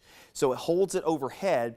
So that brings an impact of more clouds and occasional tropical rains to the Mid-South as we head through that time frame. Here's a look at our first alert futurecast again. Francine sticking around because, again, once it gets here, it just doesn't move all that much because you got an area of low pressure to the west, you got an area of high pressure to the north, and that developing area of low pressure to the south. That's still pulling in a lot of moisture off the Gulf and the Atlantic Ocean that could facilitate some heavier pockets of rain that could additionally add in some flooding concerns even into the weekend and into early portions of next week. It will all be determined ultimately of where those bands of rain will set up shop. But it tends to be that for the most part, they will be farther to the east. Now, the first alert weather day continues for today. Heavier pockets of rain occasionally for your Friday. We go into Saturday and Sunday. It will be pockets of heavy downpours that could develop as the low swirls about amid the clouds as we head towards Saturday, Sunday, Monday before the pattern starts to switch up heading into next week.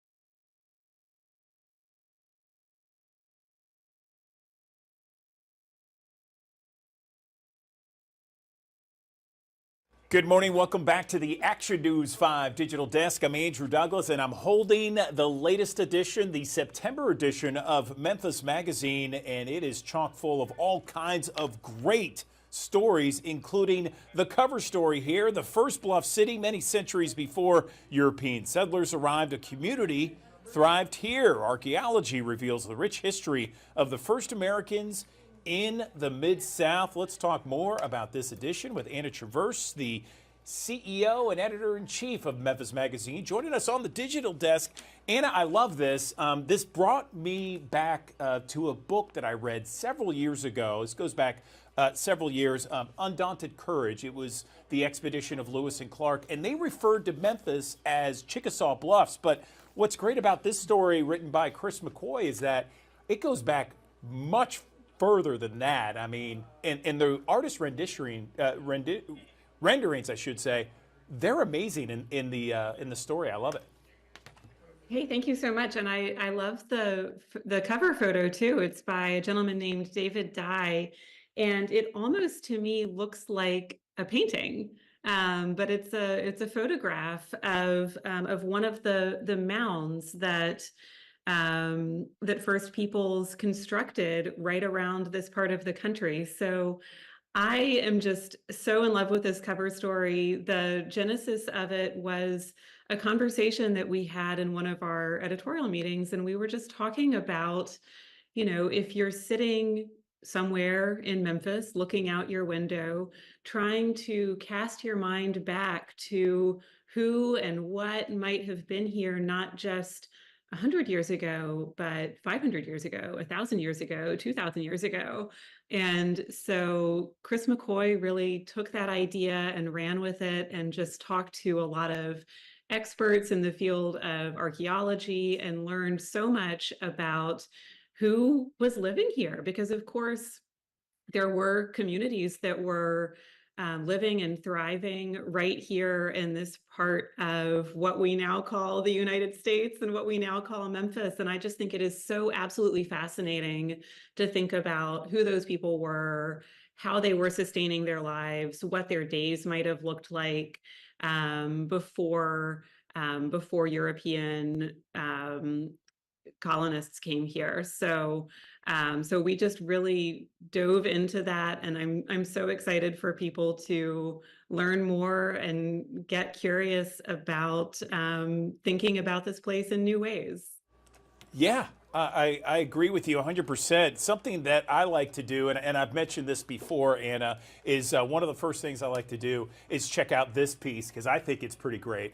And it's letter to the editor, I should say, and it's your piece. I just think, and it's not because I'm talking to you right now, I love your writing style. I tell my wife, I love your writing style, and you really we get a little glimpse of you as a person, and then Memphis and different things in your environment that affect you and you think about.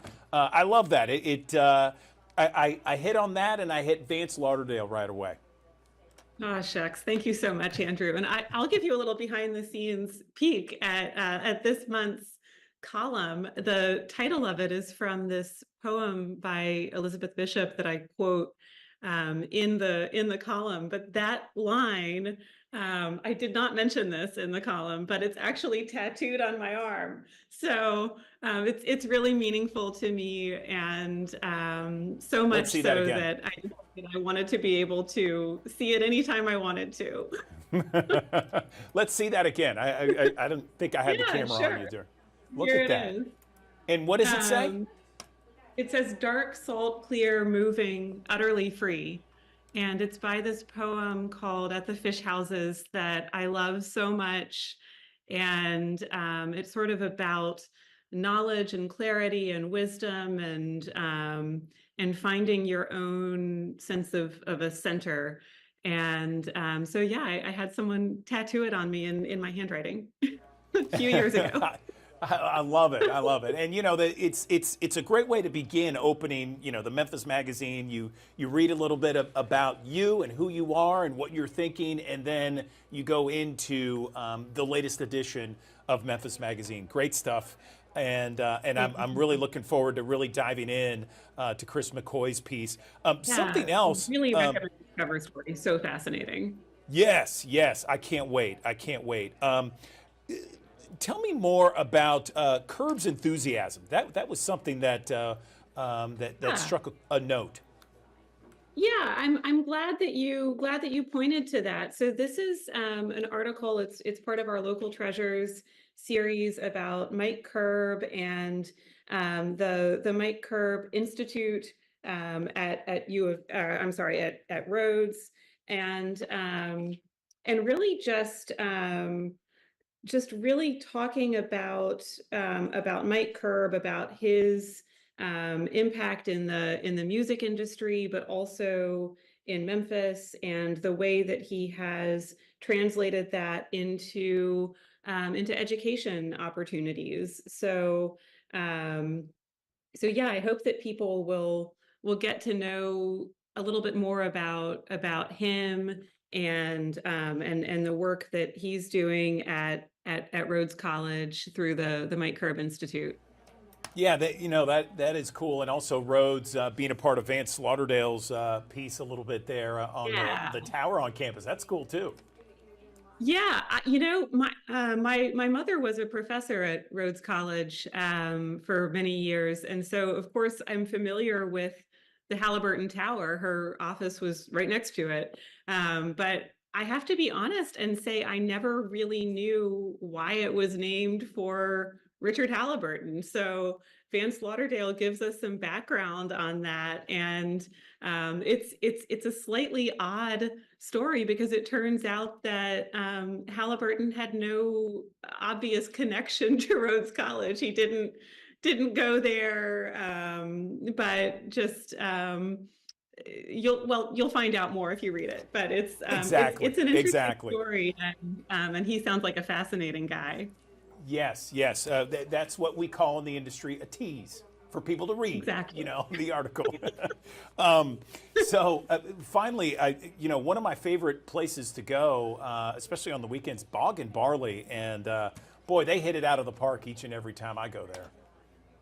Yeah, yeah. I mean, they're doing something completely different here. I love that they imported so much of the place from across the pond. I mean, who does that? So it looks and feels like an authentic pub in Scotland. I mean, with peat included, some peat moss that they've got hanging out over there.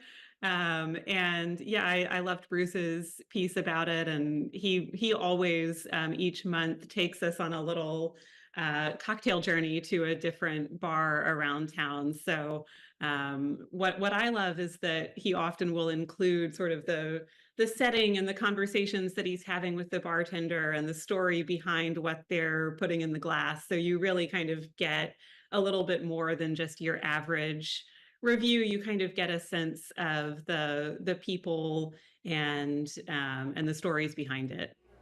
Excellent, excellent. Anything else before we let you go? It's on newsstands now, memphismagazine.com as well. Yeah, yeah. What else can we mention? Absolutely. So, I mean, I always like to draw people's attention to the calendar. We always offer a really good list of what to do around town this month. I'll also shout out our, we call it 901 Health. It's our medical and health feature that we include on a regular basis. And for this month, actually, we got a first person account by Shara Clark, who's the editor of the Memphis Flyer. And Shara had a really traumatic break in her lower leg a number of months ago, and has spent time getting that treated, having a series of surgeries, doing physical therapy. So she really takes the reader through the process of getting her mobility back, getting her strength back, and we do feature these medical and health articles on a regular basis, but I just think they're so much more meaningful when there's a personal narrative behind them. So it sounds like a really painful and difficult journey, but she's getting so much better, and she talks about the doctors who have helped her get there. So I think that's a really meaningful and moving story as well. Yeah, I saw that. I saw that. I'm looking forward to checking it out and reading everything. Anna Traverse, really appreciate you and your staff. I say it every time when you join us on the digital desk, but thank you for all that you do for Memphis and the Mid-South and for this month's Memphis Magazine. Appreciate it. Well, and Andrew, thank you for helping us to shine a light on it. We really appreciate you and the time that you give us. Oh, absolutely. Absolutely, Anna. Take care of yourself. Take care. Thanks, Andrew.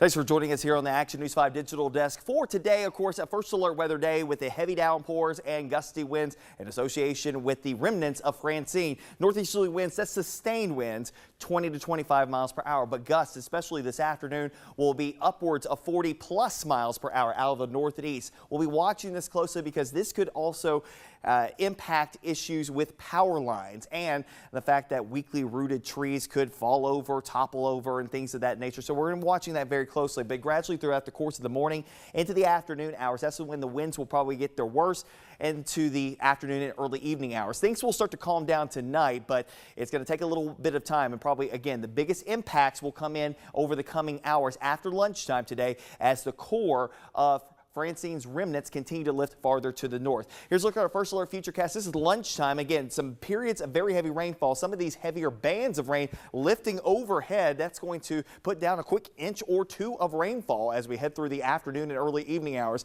The wind still swirling about the area of low pressure, moving out of the north and east by 7 o'clock this evening, but still, again, gusts in some pockets 30, 40 miles per hour. Notice also the winds turning more southerly in places like Ripley and Corinth. That is going to be the tail end of the storm system as the drier air is filtering in on the backside of it. Now, once you get a southerly wind, there is that potential that we could have a brief spin-up tornado, especially in some of these cells, even tomorrow morning, mainly closer to the Tennessee River, that will be swirling around the common axis of the area of low pressure to the west of it. That will still be pushing lighter rains across parts of the Mid-South all the way throughout the course of your Friday. Now, again, the rain much lighter on Friday, still though more of a nuisance than anything else, and obviously the wind's not nearly as strong. But occasionally on the tail end of the storm system, you're still going to have some of these stronger cells that are going to rotate in that could be strong, possibly even severe. That continues even into the overnight period of Friday into Saturday. Saturday morning we could have a few gusty showers and storms, and then eventually we'll start to see a little downward trend in the coverage of rain. But the area of low pressure that's associated with Francine is not going anywhere anytime soon. It's likely to continue to be part of our story at least through the weekend. Now, as far as the main impacts are concerned here today, everybody's going to deal with the torrential rainfall, 2 to 4 inches as a baseline. Locally, though, over 6 inches of rainfall, so that could lead up to some localized flooding. Many of you dealing with gusty winds, occasionally those gusts over 40 miles per hour, and for some, a quick spin-up tornado that could come with very little warning, especially east of I-55. That'll be the main impact area to watch out for. The other thing that we got to watch out for, there's another system that's trying to form out in the tropics off of the Carolina coastline, and you're probably thinking, why do I need to know about that? Well, it's part of the forecast too, because if we didn't have this forming, a high to the north and a low to the west, Francine would get out of here. But unfortunately, just not the case. Francine's going to stick around for the next couple of days. So that means that because of a developing area of low pressure off of the Carolina coastline, this could actually help to filter in, one, more moisture in our area, help to facilitate those downpours as we head through the weekend and early portions of next week. But also, it keeps Francine from moving all that much. So it holds it overhead, so that brings an impact of more clouds and occasional tropical rains to the Mid-South as we head through that time frame. Here's a look at our first alert futurecast again. Francine sticking around because, again, once it gets here, it just doesn't move all that much because you got an area of low pressure to the west, you got an area of high pressure to the north, and that developing area of low pressure to the south. That's still pulling in a lot of moisture off the Gulf and the Atlantic Ocean that could facilitate some heavier pockets of rain that could additionally add in some flooding concerns even into the weekend and into early portions of next week. It will all be determined ultimately of where those bands of rain will set up shop. But it tends to be that for the most part, they will be farther to the east. Now, the first alert weather day continues for today. Heavier pockets of rain occasionally for your Friday. We go into Saturday and Sunday. It will be pockets of heavy downpours that could develop as the low swirls about amid the clouds as we head towards Saturday, Sunday, Monday before the pattern starts to switch up heading into next week.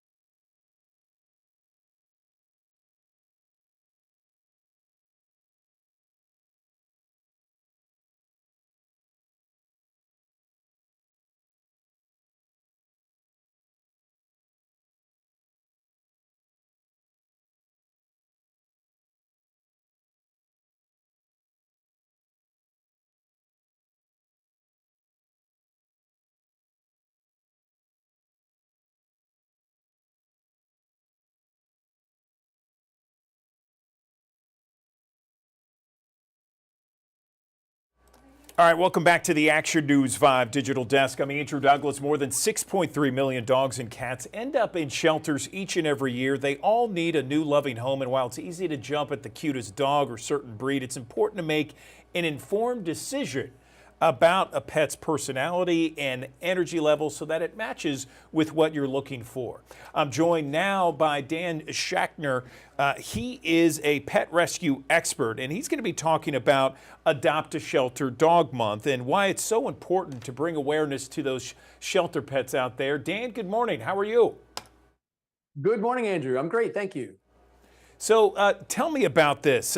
Why is it so important to bring awareness to shelter pets? I know here in Memphis in the Mid-South, they get full really quickly, especially certain types of the year. Is that what you're talking about? Absolutely. And really, this initiative should go on every single month of the year because, as you mentioned, overpopulation, in some communities is all year round. But we're using October to get the word out. 6 million dogs and cats enter the shelters every single year, but only 4 get adopted, give or take. That leaves 2 million dogs and cats hanging out in shelters waiting for a forever home. And, it's really important before you're thinking about buying a dog from, say, a breeder or a pet store, that you look at your local shelter and, yes, focus on local, what's in your own backyard, and see if you can support them first. And what is the best way to choose that right companion for you and your family and bring that pet home? Yeah, a lot of us have a preconceived notion as to what we want, but it's really important to take a look at yourself first and what you can offer before you make the decision about a dog or a cat. In other words, look at your family, look at your lifestyle. Are you energetic? Are you busy? Do you work from home? Do you work out of the home? Do you have a big yard? Do you live in a small condo? There's all these factors to consider. Communicate that to the shelter or the rescue because they're experts at matching you with the right dog, and you could surprise yourself. You might go in thinking you want a puppy and walk out with a senior, pit bull that's the perfect match for your home. It just depends on your lifestyle. Be honest with yourself. Adoption events in your area are great. During Adopt a Shelter Pet Month in October, all of these rescues are either going to lower their adoption fees or have specials or waive the fees entirely, so you could potentially get a dog for free. So take a look at all the adoption events and check out social media. And if you see a dog you like, act quickly. It doesn't mean rush into the decision. It just means communicate with that shelter right away and say, hey, I want him or her for me, and then set up a meet and greet. Where do people make the biggest mistakes, Dan, when it comes to finding a forever pet? That's a great question. The biggest mistake, I actually started to touch on it, is rushing into it, saying, okay, this is what I want, and I want it at all costs. And a lot of times, until you actually meet that dog and sometimes even hang out with that dog for a long time, you won't know if they're right. So the biggest mistake is going into it too quickly. Certainly act quick if you see a dog that feels like the right fit, but then once you meet them, hey, the clock isn't ticking that fast. Give yourself time. You also have the option, guys, to foster the dog for a short period of time. That's a no commitment opportunity. They can live with you for a few weeks and you can then determine, hey, this is the right fit, or you know what? It's not the right fit. This dog's too energetic or too chill or whatever the issue might be. And that's okay. The shelter will then bring them back. And actually in the weeks that you fostered them, probably already find a forever home. So and fostering creates a new room in the shelter for a new dog to come in. So you're really saving 2 lives, not 1. So just a few things to consider. No, that's a great idea. So we bring our pet home. We've made the right decision. What do we feed our pet? How important is that? Well, if it's my dog, you can feed them anything because they'll eat anything. No, I'm joking. Yeah, pets sometimes don't seem too finicky, right? But the fact is, it's on us to make sure they have the right nutrition. There's so many options out there. We happen to love Nutrish. We love that brand, not only because they donate a portion of the proceeds to animals in need, which I love, it fits in with my work as a puppy bowl ref, but it's also, the focus is on balanced meals for every stage in life. Having fostered dogs myself for well over a decade, I can tell you, I've had dogs at every stage in life, and this is the right brand for them. Wholesome ingredients, real meat, fish, vegetables. The emphasis is really on benefiting mind, body, and energy. Another good option is Nature's Recipe. Nature's Recipe is a great brand where every ingredient counts. I mean, real, recognizable, naturally sourced ingredients, high quality proteins, again, for every stage in life. And it's something that your dog's going to love. I certainly can tell you that from firsthand experience, our dogs have loved them. But focus on that nutrition first, and you will see how happy your dog will be, and they'll thrive. Excellent. Anything else you want to mention before we let you go? Maybe places where people can learn more about, first steps to adopting a pet? Yep. Yes, stay local, connect with your local shelter on social media. It's very easy to find where the shelters and rescues are in your area. They all have social media accounts because that's all how we're communicating these days in terms of finding that right dog. And start stalking them. Start seeing if that's the right move. Remember, if you can't adopt, that's okay. You can foster. You can volunteer at the shelter. You can get the word out. You can donate. There's lots of things that you can do. And for more info on nutrition, which is really key for us, and it's a priority in my life and in my dog's life, try nutrish.com or naturesrecipe.com. All right, Dan Schachner, we appreciate your time this morning on the Digital Desk. Thanks for the info, buddy. Of course. Thank you, Andrew. Okay. All right, another live look from our High Five camera downtown as we go to break here. Still very much a wet and soggy Memphis and the Mid-South. We'll be talking more about your forecast on this First Alert Weather Day in 60 seconds.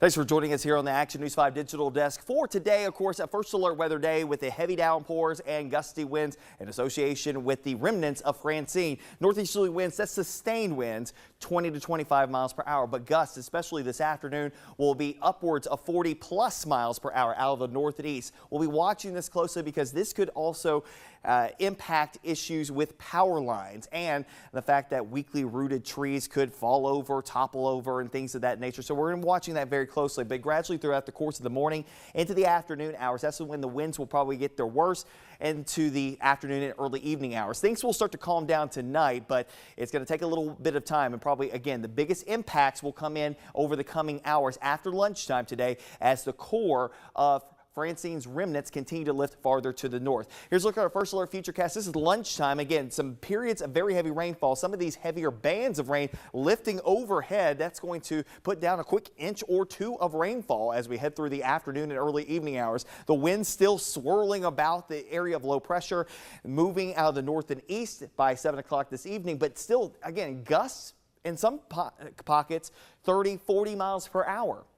Notice also the winds turning more southerly in places like Ripley and Corinth. That is going to be the tail end of the storm system as the drier air is filtering in on the backside of it. Now, once you get a southerly wind, there is that potential that we could have a brief spin-up tornado, especially in some of these cells, even tomorrow morning, mainly closer to the Tennessee River, that will be swirling around the common axis of the area of low pressure to the west of it. That will still be pushing lighter rains across parts of the Mid-South all the way throughout the course of your Friday. Now, again, the rain much lighter on Friday, still though more of a nuisance than anything else, and obviously the wind's not nearly as strong, but occasionally on the tail end of the storm system you're still going to have some of these stronger cells that are going to rotate in that could be strong, possibly even severe.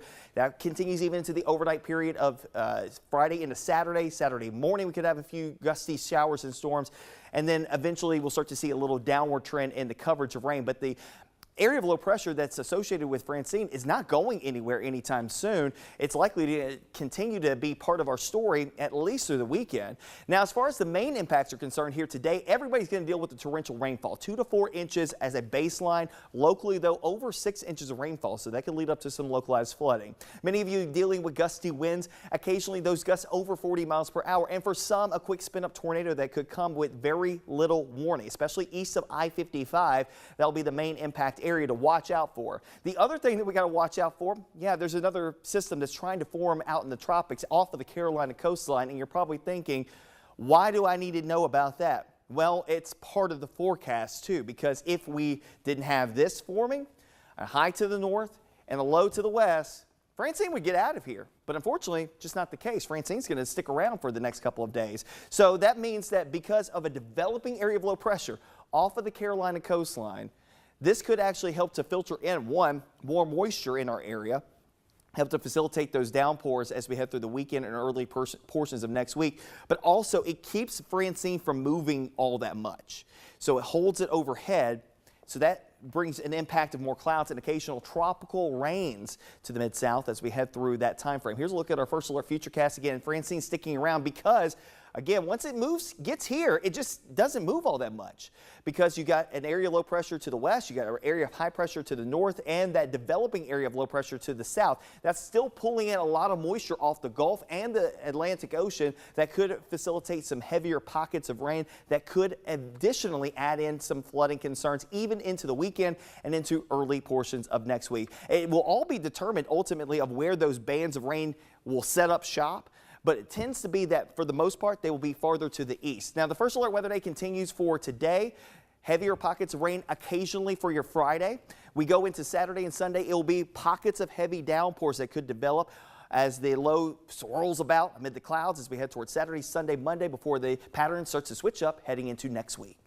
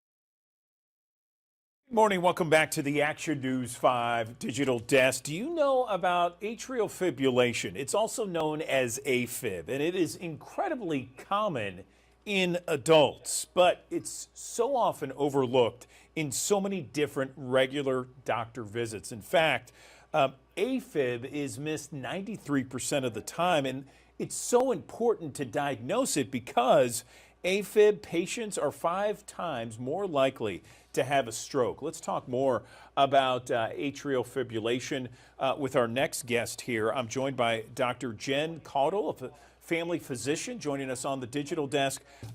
So Dr. Caudle, good morning to you. Tell us first off for our audience what AFib is and maybe some of the biggest conceptions of it. Good morning.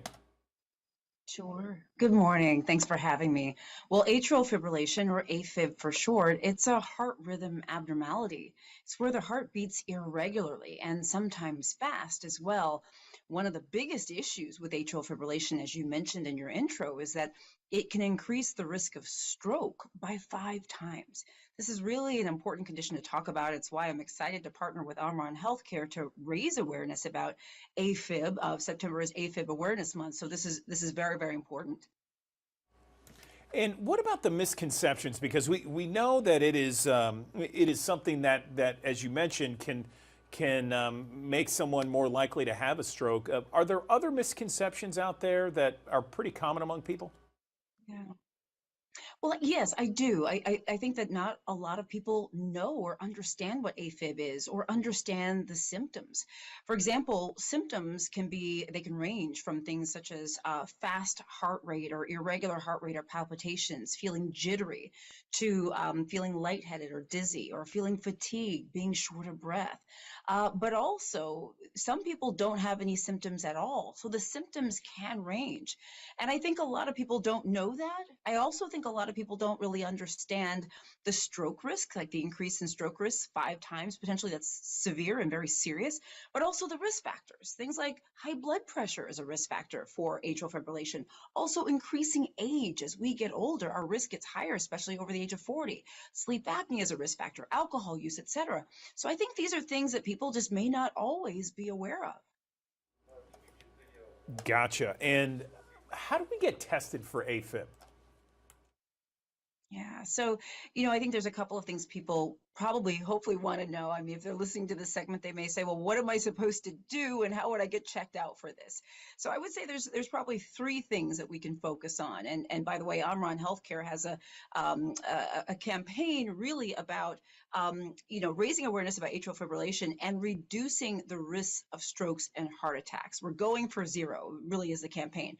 But the first thing is, I want people to see their doctor regularly. I'm a family doctor. I want you to come in not just when you're sick, but when you're well too, for your physical. Because I'll be honest with you, as a family doctor, I've often picked up atrial fibrillation in someone's heart just by listening to them.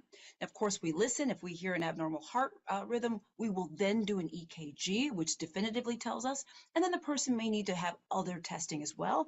But having your heart listened to is going to be really important. The second thing I would say is listen to your body. If you're having any of the symptoms that I mentioned or anything else that's unusual, see your doctor and get checked out. And the third thing I wanted to mention is, take a look at what tools you can use at home to help. I mentioned that high blood pressure is one of the risk factors for atrial fibrillation. Well, I'm working with Omron Healthcare, and I recommend their blood pressure monitors for a lot of people. I have them myself at home. My parents have them. But Omron has now come up with something called Omron Complete. This is not only a blood pressure monitor, but an EKG machine all in one. And this may be a tool, amongst others, that may be very helpful for patients to use. You want to talk with your doctor and see if this is right for you. But there are things that can be done. And to your question, yes, there's testing, EKGs, and further testing that we can do should we hear something irregularly on your heart or if you have unusual symptoms. I know you mentioned some of the warning signs. Can we list them again so people at home, if they're watching this, because we have thousands that join us each and every morning, they can go and check off the warning signs at home? Sure. So potential warning signs of atrial fibrillation might be things like your heart beating hard or fast or irregularly, feeling like you have palpitations, feeling like you feel your heart beating hard, feeling fatigued, tired, lightheaded, dizzy, shortness of breath. Any and all of those, and even potentially other symptoms, could be a sign of atrial fibrillation. Keep in mind, however, that not everyone has those symptoms. There's a decent number of people who will not have any symptoms at all, which is why not only listening to your body is important, but getting those regular checkups so that someone can listen to your heart for you. That's also important. Absolutely, I agree. And finally, where can we learn more information about it if someone wants to just kind of look up, atrial fibrillation, I should say, online? Yeah, absolutely. So I recommend going to omronhealthcare.com. And at that website, omronhealthcare.com, you can not only learn about some tools that might be helpful for you at home, but you can also learn more about atrial fibrillation there as well. Okay, Dr. Jen Caudle, family physician, appreciate this conversation that we had on the digital desk. Thanks for the info for all of our audience. We appreciate it. Thank you.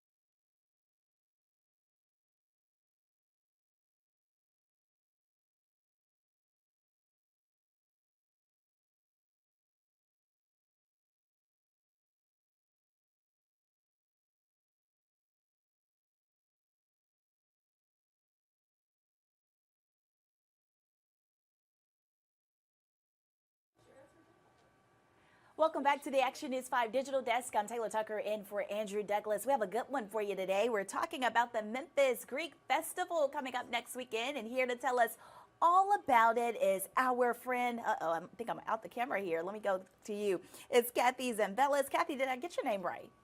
Correct. Great, great. Kathy, thanks so much for joining us this morning. Let's just jump right into it. Tell me a little bit about what we can expect at the Greek Festival. Oh, we are so excited. It is our 65th annual Greek Festival. And if you need to learn one word, it's called Oppa. And that's just a great celebration that we always say as we're dancing, we breaking plates and just having a great time. It is a great family event. And it'll be on September 20th and 21st, which is next weekend. And we're just so excited. We have wonderful food and music and dancing, the church tours. If you bring 3 canned goods, you get in free, and that'll go to the Mid-South Food Bank, which we are really excited about. We have free shuttle service, and it's at Poplar Plaza Shopping Center, as well as Life Church. There is no parking on site, just for handicap, so I suggest taking the shuttles.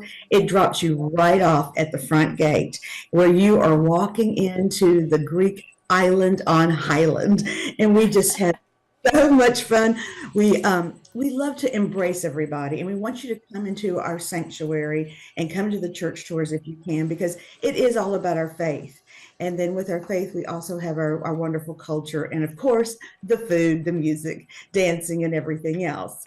We do have tickets online at Eventbrite, and we hope that people go there. They'll save a little bit of money coming in with free admission and free bottled water. And that's for our dining hall, which we will have Greek chicken riganato dinners and souvlaki. And then on the inside, we're going to have a wonderful Greek boutique that has some of our items. We have jewelry, olive oil, Greek pizza. And this year is new. We have a Greek flaming pizza. And so we'll be screaming Oppa a lot back there at the pizza tent. And we just have so much fun. We have all the bouncy houses and face painting, photo booth. Of course, our Athenian dancers are fantastic. They'll be performing on Saturday at noon. So we don't want anybody to miss this wonderful family event. And come to the drive-through maybe on Friday, and then come back on Saturday and bring the whole family and spend the whole day with us. Kathy, this sounds like so much fun. So you said it's the 65th anniversary Yes. that you guys are celebrating. What makes this year so special? Because 65, I mean, that's a long tradition here. It is a long tradition, and it started out as just a little bazaar with some Greek sweets, which has turned into a Mid-South celebration. And again, we're at 573 North Highland. If you go to memphisgreekfestival.com, we will have all of the details there. We have some new things that are, every year we try to do something new. And this year is that flaming pizza, which is like a saganaki, and everybody absolutely loves that. So we're adding that to the menu. Our Greek boutique has tons of fun things. This year, our friends at the Rendezvous have started a new seasoning. They're parishioners of our church, and so we'll be selling that as well. T-shirts and hats and just wine coolers and lots of great stuff. So please come and bring your 3 canned goods for the Mid-South Food Bank. That means a lot to us. Tell me more about that. So we need to bring 3 cans. Elaborate. 3 canned goods. You can bring more, but 3 will get you in free for each person. And we love filling up that food truck. And, we were one of the people that this event really does a lot for the Mid-South Food Bank. And so, but it's because of the people in the Mid-South, because they're bringing the 3 canned goods. And let's just fill it up. Let's tell them they need to go get another truck, because we've already filled up a whole one. Wow, so you can come out and have a lot of fun, but it's also for a great cause as well, helping out. So that's a double win there. It's not too early to talk about food, Kathy. So let's talk about some of the traditional Greek foods. Like, what should we expect? Okay, if you come into our dining hall, we do have meals, and that's the Greek chicken renaganato, as well as the Greek pork tenderloin souvlaki, and we also have lamb, and that comes with spanakopita, which is the spinach pie, the green beans, the Greek rice, and bread. And Then we have tons of pastries, just everybody's favorite. If you don't know what you like as your favorite, we have a pre-pack with a lot of sampling going on there as well. We've got baklava cheesecake, which I recommend very highly. You put cheesecake and baklava together, and boy, what is that but nothing but deliciousness. And then outside we have, like I told you, the pizza. We also have a moussaka, which is a Greek eggplant. And then we also have pasticcio, which is like a Greek lasagna. And this year we'll be having biftekia, which is like, it's a meat patty with the tzatziki sauce, which is, the cucumber yogurt sauce with pita bread. And so nobody's going to go home hungry, I promise you. We have several people that just stock up, for the holidays, and bring friends, bring family, it's just a great event. Kathy, I'm getting hungry already. Wow, this is so much fun, and I know you've given us a lot of information, but for those that want to learn more, where can they go to learn more information before the big day? Yes, they can get information and also buy some pre-sale tickets and save on admission, like I said before, for our meal ticket. MemphisGreekFestival.com has all of the details, and we just want to see everybody out there. Hopefully the weather's going to be fabulous, and we're just so excited to have this event. In 65 years, that means a lot for our community. Let's talk about the next 65 years. Where do you see, how does this festival continue to grow? What's so wonderful? We have a lot of our young people that are involved, and that just shows us that they have the love of our faith and our culture and family and embracing everybody. And that's pretty much what our Greek heritage is all about. Once you got in there, you have become Greek for the day. So, like I said, come to the little island on Highland, be taken away. We'll save you the plane ticket, and you'll have everything that you ever wanted right there. 573 North Highland, right at Sam Cooper. And be sure to use the shuttles, because that is the best way to go. And bring your canned goods from Mid-South Food Bank. And you got to learn the word, oppa. There we go, Kathy. Thanks so much. This was a lot of fun. I know Andrew Douglas is so jealous that I get a chance to do this interview. But was there anything else that you wanted to add that I did not ask you today? I want to be sure that everybody comes into our church. They come for the food and the wonderful wines and the music and dancing and things like that. But come into our church. Our sanctuary is probably one of the most beautiful sanctuaries you will ever see. If you have time to stop for the tour, learn about our faith. The Greek Orthodox faith was the original church, the original faith. And what you will learn, we have a lot of people that join our church after they've come and learned about our church. So that is really the first and most foremost thing that I think is important about our festival. It is an opportunity for us to come out and just let people know what our faith is all about, and then come and enjoy all the wonderful food and dancing and music, and just have a great time with your family. Cannot wait for that. Well, Kathy, thanks so much for stopping by the Action News 5 digital desk. Looking forward to next you for having weekend. Me. Oh, absolutely. Absolutely. Let's chat again soon. I'll see you, Kathy.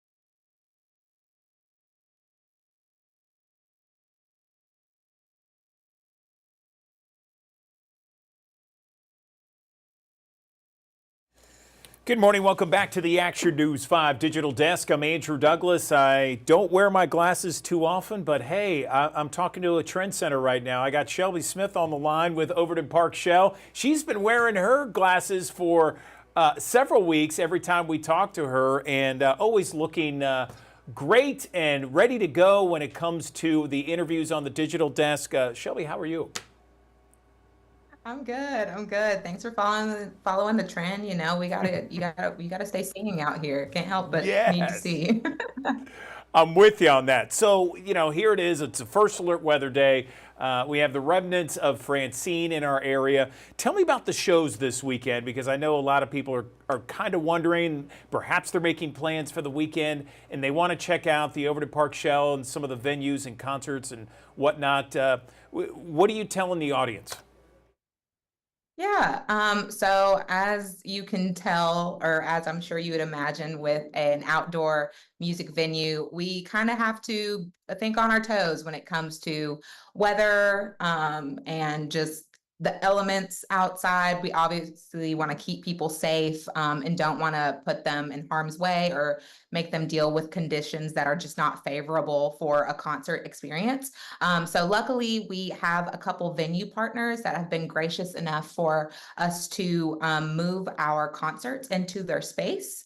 That will presumably be happening on Friday, unless the weather takes a real big shift or a big turn. But our Friday show featuring Healy, an amazing hip hop pop local artist. He hails from Memphis, Tennessee. We will be moving his show to Growlers. Again, presumably, definitely make sure to stay updated on our social media, just in case any of that does change, but based on what we're seeing from weather predictions, that show will be moved to Growlers. But Saturday, it seems like we're in good shape to have things at the lawn, or at our historic venue. We're bringing out the Tennessee Mass Choir in partnership with the Memphis Black Arts Alliance for our first MBAA Gospel Night. So you're going to get some church vibes a little earlier than Sunday, but it should be a really great show. This is our first time doing a full gospel showcase on the lawn. So hopefully the sun is shining so people can come and hear some good singing. That is fantastic. I love it. I love the Tennessee Mass Choirs, or Mass Choir. I love all the state's mass choirs because they are fantastic. Just some beautiful voices out there. Okay, so just to recap, we have Healy at Growlers if it's still significantly raining outside, and then the Tennessee Mass Choir is going to be at Overton Park Shell. Is that right? Yes, that is correct. And again, we will be keeping people update on both our website, on our Instagram, and our Facebook. So if anything really changes, y'all will be the first to know. We like to get that information out to our patrons as soon as possible, mostly so they can make plans to visit us wherever we're going to be. And again, we're just grateful that our audience and our artists are willing to be flexible with us, because we are up against Mother Nature and she waits for no one. She's not the most patient person. But again, ultimately, we've been able to pivot in ways that we think really benefit not only our staff, but everybody that's engaging with our entertainment. Absolutely. And of course, both shows are free, right? Both shows are going to be completely free. Whenever we pivot to another venue, we still try to uphold the mission of making sure everybody has access to the entertainment that we are bringing to the stage. So whenever we do pivot, as long as we can, and we try our best to, all of those shows will continue to be free. Yes, sir.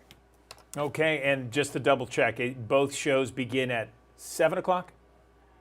Yes, 7 o'clock on the dot. And again, if that changes at all, definitely stay tuned on Facebook. We're trying to keep everything within the same, programming or within the same time. But because we're working with other venues, there might be some time changes. But I believe everything will be starting as normal at 7 o'clock. It just venue might be, there might be an update coming. Gotcha. All right, Shelby Smith, we appreciate your time. Thank you so much. Best of luck this weekend as always, and thanks for all that you do. Thank you, and stay dry out there. Yes, no question about it. Thank you. You do as well. All right, a live look from our Midtown Memphis studios here. You can see lots of clouds, the rain. It's going to be here for a while. Let's talk about it in 60 seconds.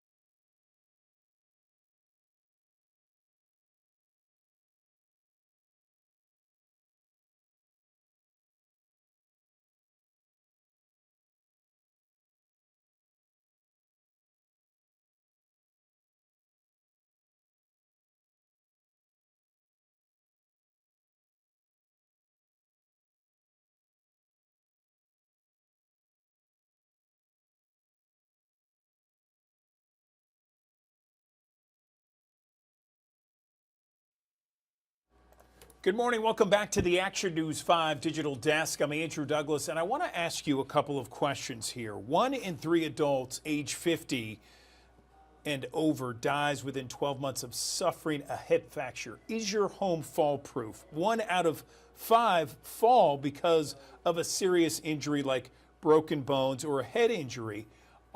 Is your house safe for not just little ones out there, toddlers, but also for older adults? Let's bring in someone with a little more knowledge about this issue. I'm joined now by Jessica Moss, a registered nurse and director of inpatient rehab at St. Francis Hospital in Memphis. Jessica, good morning to you. How pervasive is this problem? Is this a problem that you are seeing constantly across Memphis and the Mid-South? Good morning. Good morning. Yes, it is a pretty big problem. Every year about 3 million people are treated in the emergency room for a fall. Last year alone, our small inpatient rehab discharged about a third of our patients home after being in rehab for a hip surgery or other injury. And then about 95% of the falls that happen at home are people tripping over stuff, losing balance, not getting proper durable medical equipment to make sure that they can ambulate safely through their home.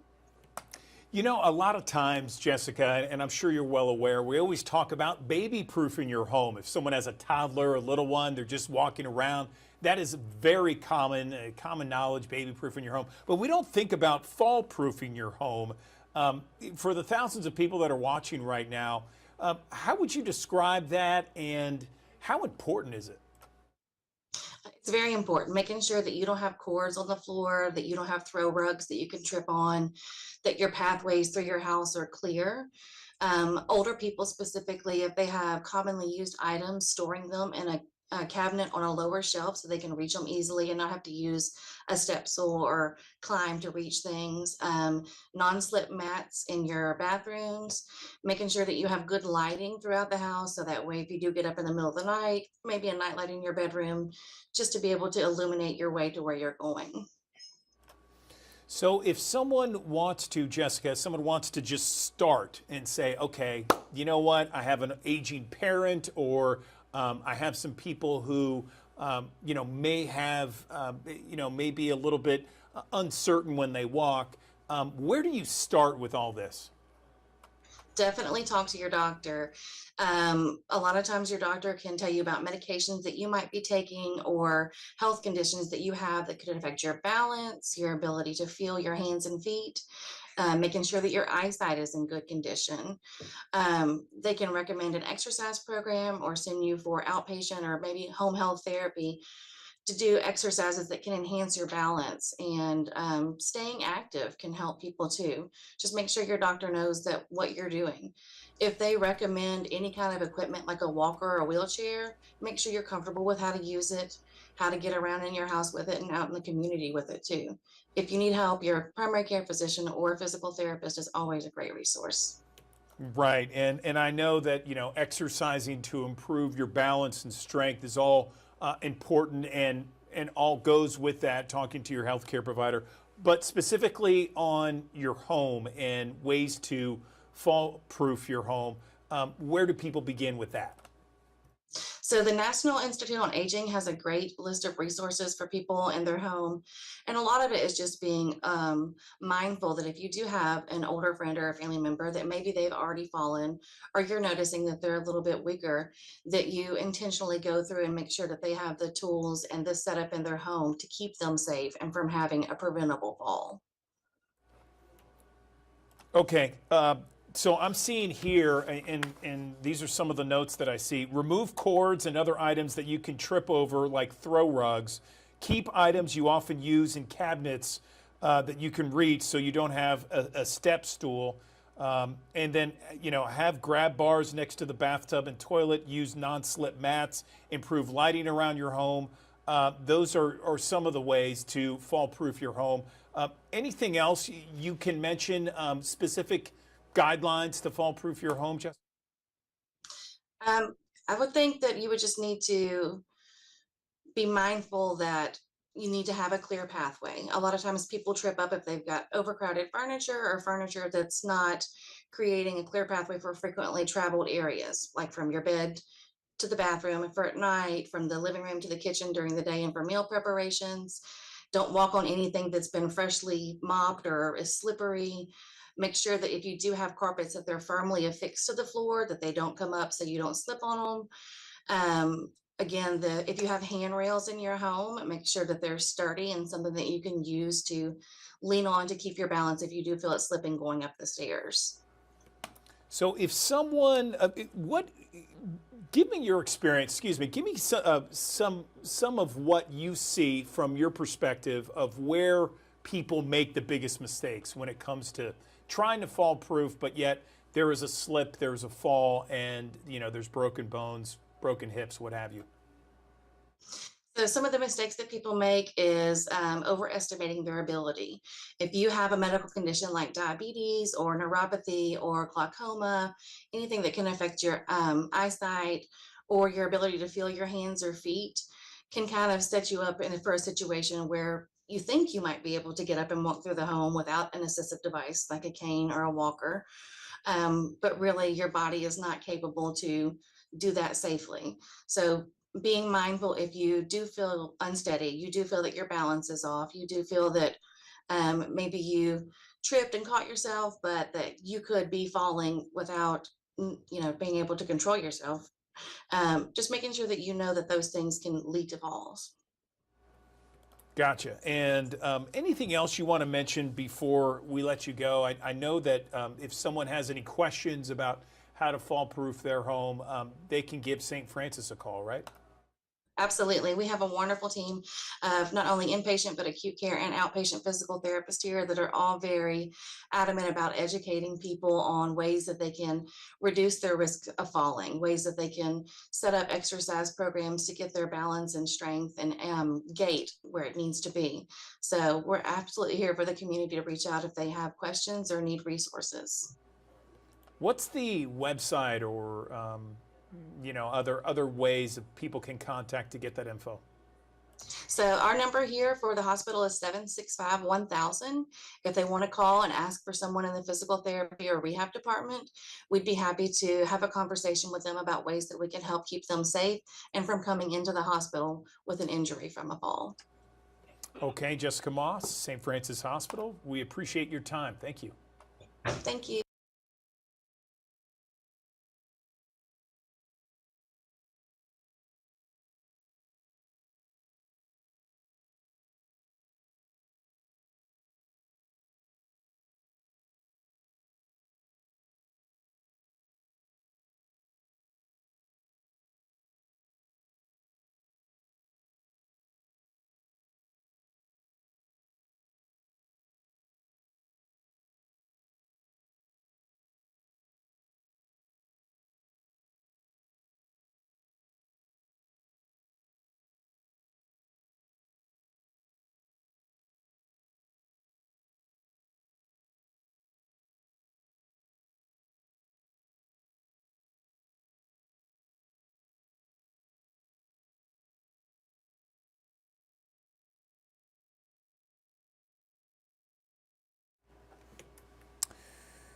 Good morning. Welcome back to the Action News 5 Digital Desk. I'm Andrew Douglas. I want to talk a little bit about food expiration dates. They can be really confusing when you think about it. I mean, you see best by, used by, sell by, all these different things. So what do all of them mean, and when should we not buy those, and when it's perhaps okay to buy it?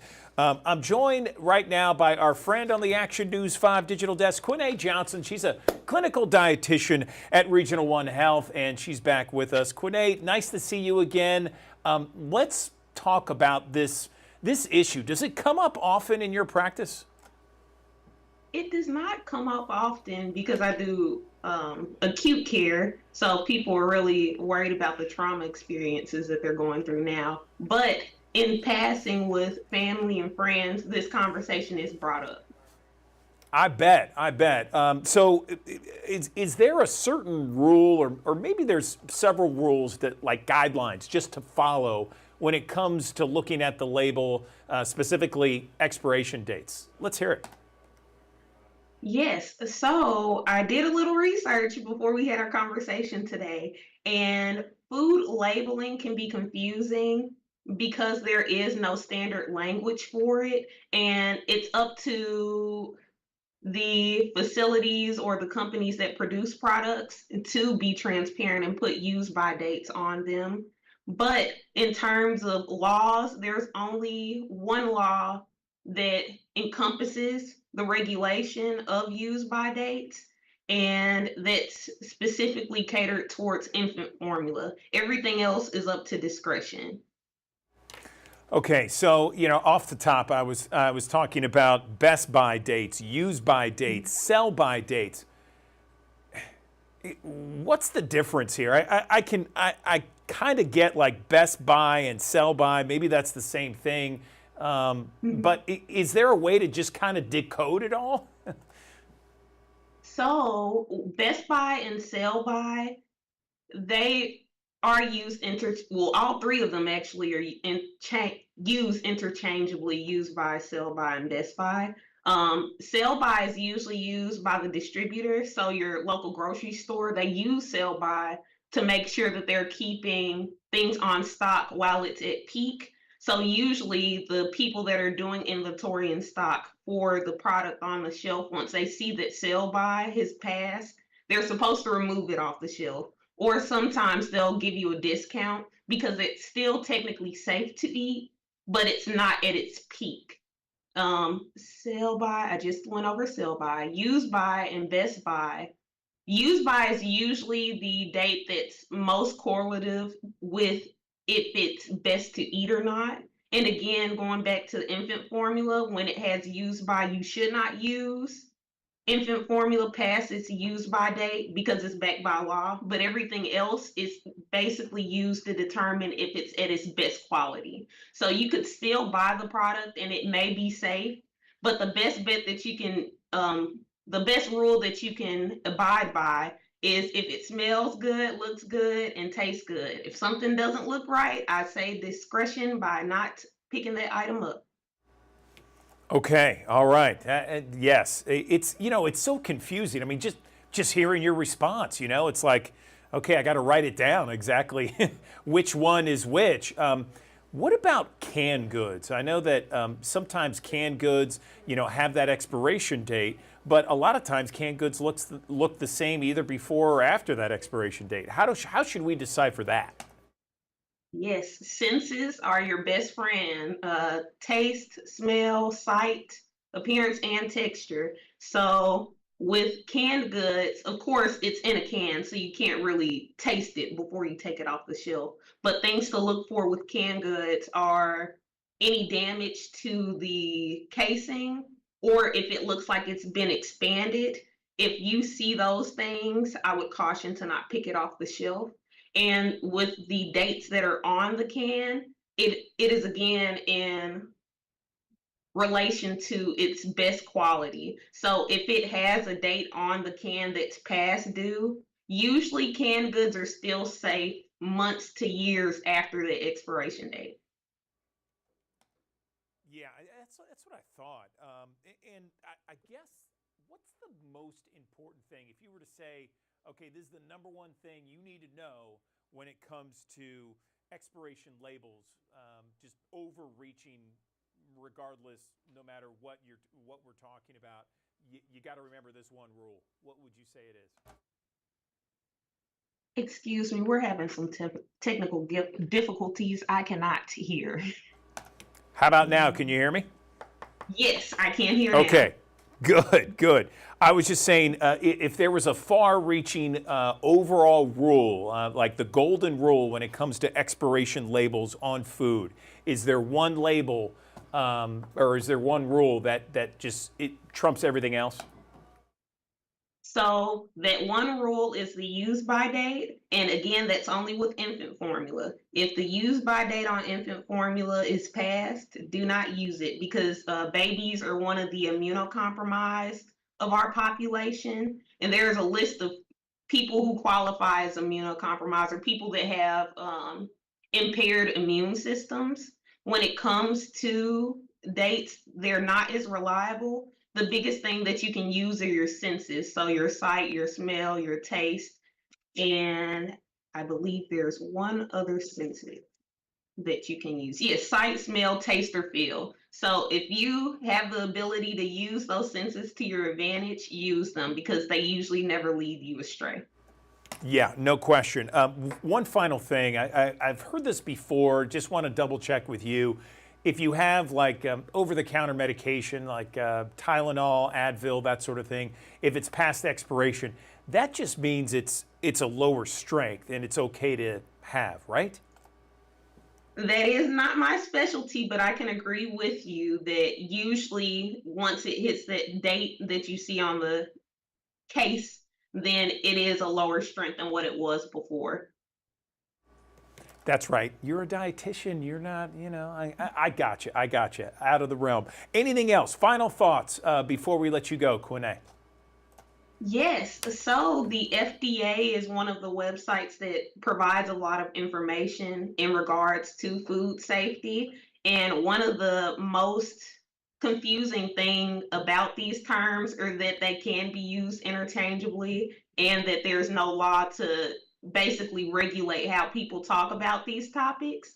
So when you're concerned about expiration dates, the term that's used is food product dating, and food labeling is actually used for nutrition facts labels. And they're very close because they're in the same realm, but it can get confusing really fast. So if you want to do further research, the FDA is a great resource, and specifically the USDA of the FDA, which is the U.S. Department of Agriculture, has information. And if you want to get even more specific, the Food Safety and Inspection Services, which is FSIS, that is the entity that handles all those topics.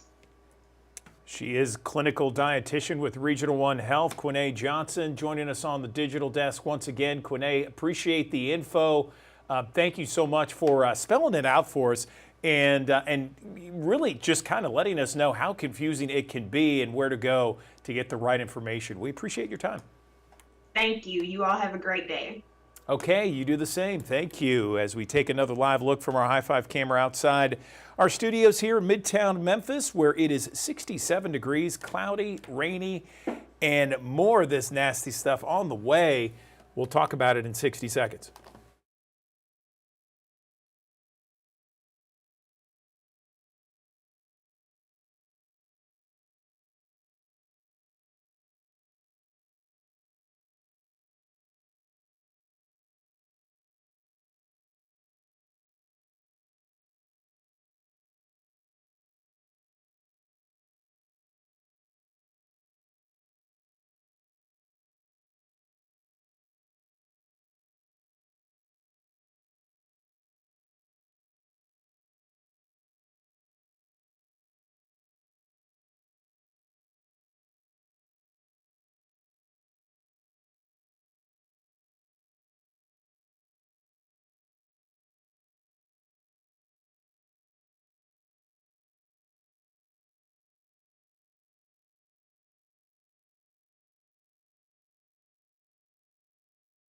Thanks for joining us here on the Action News 5 Digital Desk. For today, of course, a first alert weather day with the heavy downpours and gusty winds in association with the remnants of Francine. Northeasterly winds, that's sustained winds, 20 to 25 miles per hour. But gusts, especially this afternoon, will be upwards of 40 plus miles per hour out of the north and east. We'll be watching this closely because this could also impact issues with power lines and the fact that weakly rooted trees could fall over, topple over, and things of that nature. So we're going to be watching that very closely. But gradually throughout the course of the morning into the afternoon hours, that's when the winds will probably get their worst, into the afternoon and early evening hours. Things will start to calm down tonight, but it's going to take a little bit of time, and probably, again, the biggest impacts will come in over the coming hours after lunchtime today as the core of Francine's remnants continue to lift farther to the north. Here's a look at our first alert futurecast. This is lunchtime. Again, some periods of very heavy rainfall. Some of these heavier bands of rain lifting overhead. That's going to put down a quick inch or two of rainfall as we head through the afternoon and early evening hours. The wind still swirling about the area of low pressure, moving out of the north and east by 7 o'clock this evening, but still, again, gusts in some pockets 30, 40 miles per hour. Notice also the winds turning more southerly in places like Ripley and Corinth. That is going to be the tail end of the storm system as the drier air is filtering in on the backside of it. Now, once you get a southerly wind, there is that potential that we could have a brief spin-up tornado, especially in some of these cells, even tomorrow morning, mainly closer to the Tennessee River, that will be swirling around the common axis of the area of low pressure to the west of it. That will still be pushing lighter rains across parts of the Mid-South all the way throughout the course of your Friday. Now, again, the rain much lighter on Friday, still though more of a nuisance than anything else, and obviously the wind's not nearly as strong. But occasionally on the tail end of the storm system, you're still going to have some of these stronger cells that are going to rotate in that could be strong, possibly even severe.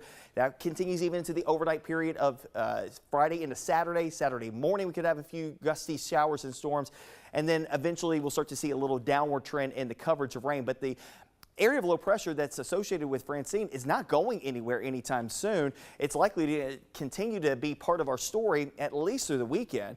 Now, as far as the main impacts are concerned here today, everybody's going to deal with the torrential rainfall, 2 to 4 inches as a baseline. Locally, though, over 6 inches of rainfall, so that could lead up to some localized flooding. Many of you dealing with gusty winds, occasionally those gusts over 40 miles per hour, and for some, a quick spin-up tornado that could come with very little warning, especially east of I-55.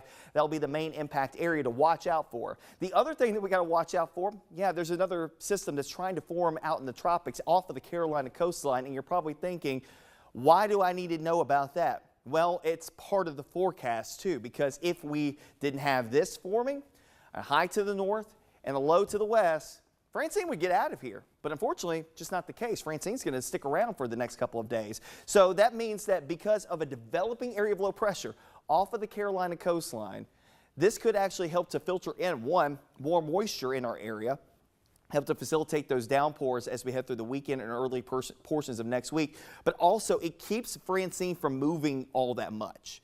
So it holds it overhead.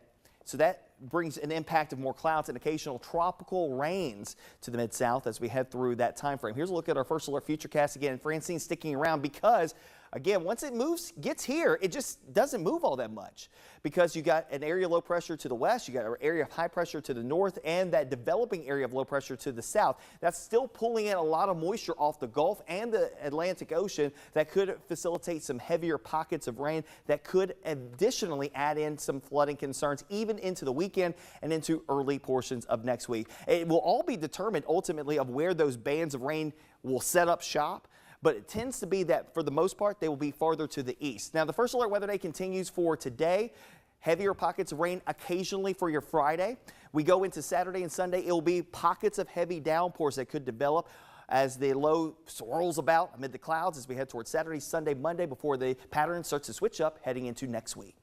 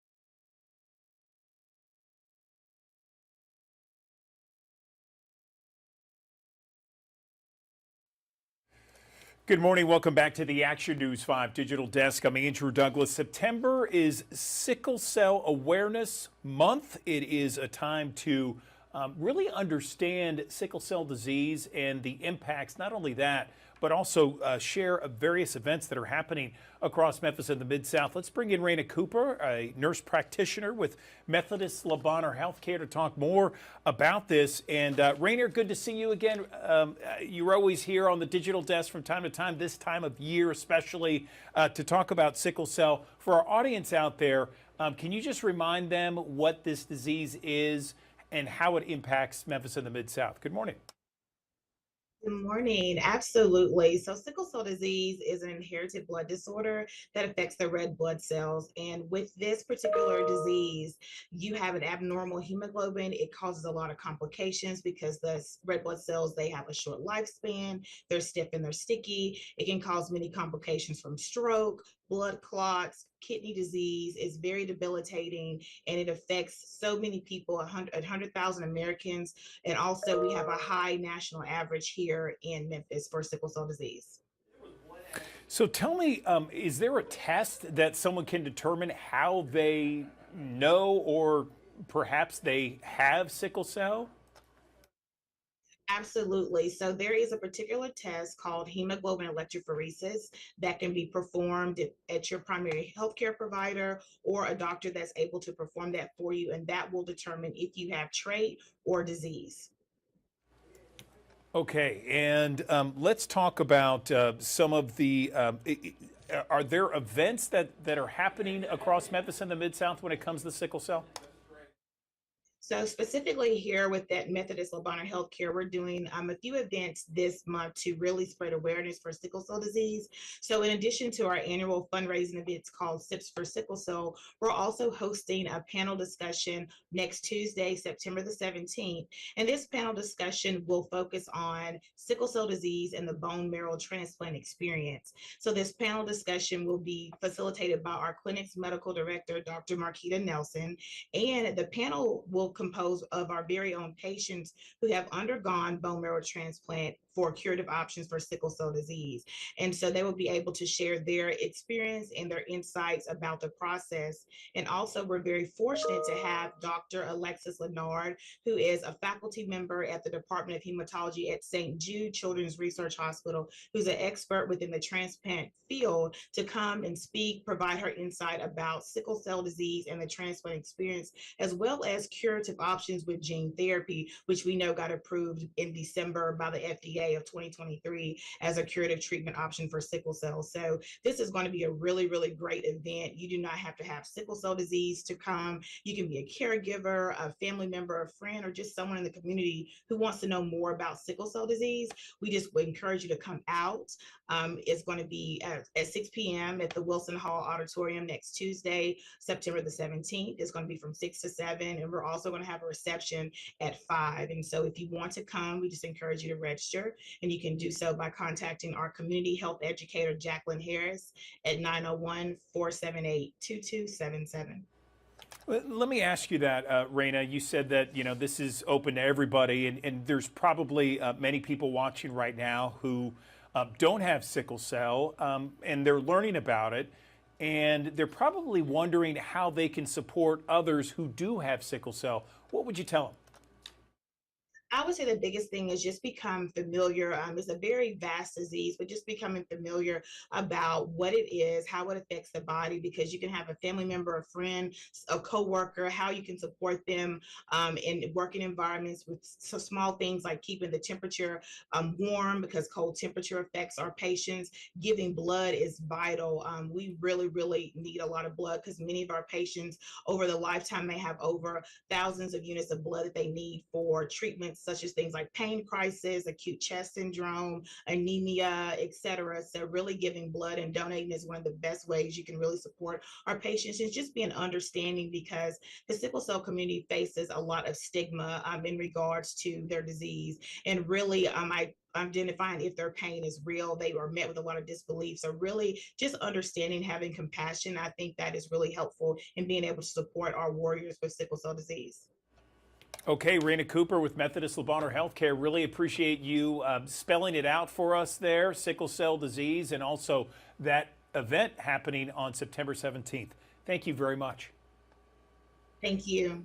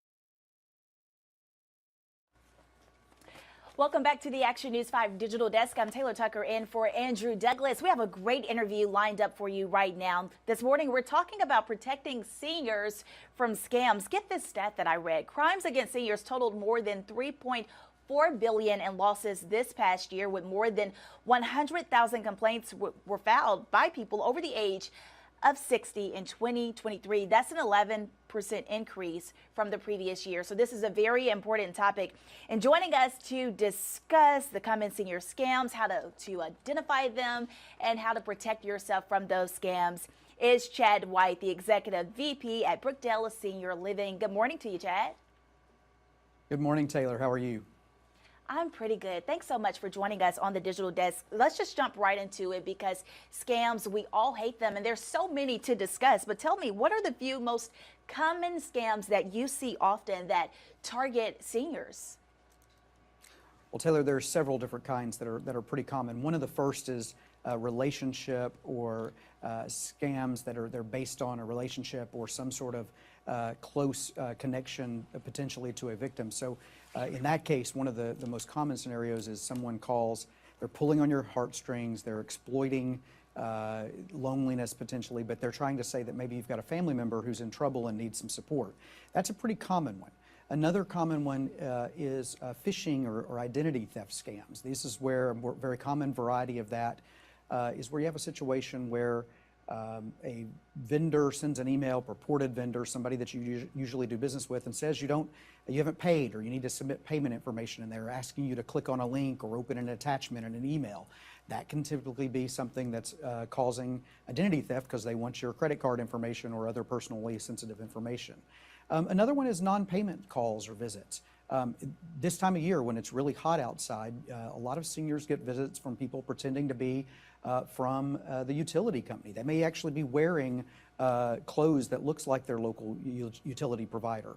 They may come from a phone call and a phone number that is spoofing that information. And what they're trying to do is demand that you pay the bill immediately or that your services get cut off. So all of these are very common. The relationship scams are probably sort of one of the most common ones. You see it from where someone adopts an online identity, a fake identity, and they reach out via social media or a dating site or something like that, develop a relationship, and then ultimately ask for money, say they have an emergency expense or need something like that.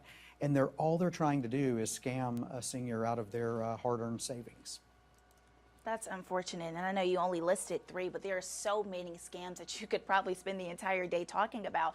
How can we spot a scam, though? Well, there's some clear signs. One of the most clear signs that you may be being scammed is if someone demands money urgently or immediately. If they tell you that you need to act now, Taylor, or you can't, or don't tell a loved one, don't tell a friend, that's a very clear sign that you may be scammed. Another sign is if someone threatens to go to the authorities. If you don't take action and do what they're requesting, submit money, make a payment, etc., that may be a clear sign. One other one that I think is when they ask you to wire money, particularly if they ask you to wire money overseas or pay something through an unusual payment system such as a gift card or cryptocurrency or something like that. If you get that, that's a clear warning sign that something may be amiss. Yeah, even when you take those steps, I always like when we have interviews like this, is it possible to avoid scams altogether? Well, it's probably, it may not be possible to avoid them altogether because they're coming all the time, but there are some things you can do to help protect yourself or to protect your loved ones. And so one of the first things I would say, Taylor, is to be cautious. Take time to research or verify the situation. If you get one of these calls with a loved one, for example, who's claiming that they need money, they may claim to be your granddaughter or grandson or niece or nephew, and they say they need money for a bill or something like that, take time to find out what's going on. You need to verify that. I would take their number, call back, tell them you'll call them back, and then actually call them back on the number that you know is their number. Verify that it's there, or call a loved one in that case. There are some other things that I would say are very important to do, particularly as it relates to identity theft. Never click on a link or an attachment in an unsolicited email or text message even. They're getting very sophisticated these days. They will look like, the emails will look like they're coming from somebody that you do business with, but don't click on those links. Go directly to the website or call their customer service number directly if you think there's an issue that you need to deal with a vendor. Great advice there. Educating yourself is definitely the first step. Tell us a little bit about Brookdale, how you help educate your residents and those families who you work with closely. How do you educate them on this? Well, it's really important to us, Taylor. We at Brookdale, our mission is to enrich lives, and so we want to provide as many resources as we can to help protect our seniors and their loved ones and help them avoid becoming a victim of these types of scams. And so we do a number of things. One, certain of our communities bring in experts, whether it be experts in finance or security, who provide information and up-to-date information to our residents and their family members. We also, because of our size and scale, have a lot of resources we can provide either through email communications or blogs on our website or through other means like that, community newsletters. It's really important to make sure people are up to date on these things because prevention is the most important way to stop these scams. Absolutely, Chad. A lot of great advice there. Last question for you. If we want to learn more, for those watching at home, they want to educate themselves, where can they go online to learn more information? Well, I'd encourage your viewers to visit our website, brookdale.com. We have a lot of great information on there, additional stuff on how to protect yourself from scams, other good tips, and also links to some important sites like the FBI where there's a lot of additional information. It's really important for seniors and family members and those who love their seniors to stay up to date and informed. So I'd encourage them to visit the brookdale.com website. All right, again, that was Chad White with Brookdale Senior Living. Chad, was there anything else that you wanted to add that I did not ask you today? You know, I would just say the most important thing is just to be very, very aware and cautious. Try to do what you can. I'd say another tip that's probably important is never wire money. If you get an unsolicited email or phone call, don't wire money, particularly if they're asking you to wire it overseas. Just be very cautious. If someone's asking you for money or for your personal information, you need to protect that as much as you can. All righty, that was Chad White. Thanks so much for stopping by the Action News 5 Digital Desk. We look forward to chatting with you again. See you, Chad. Thanks, Taylor.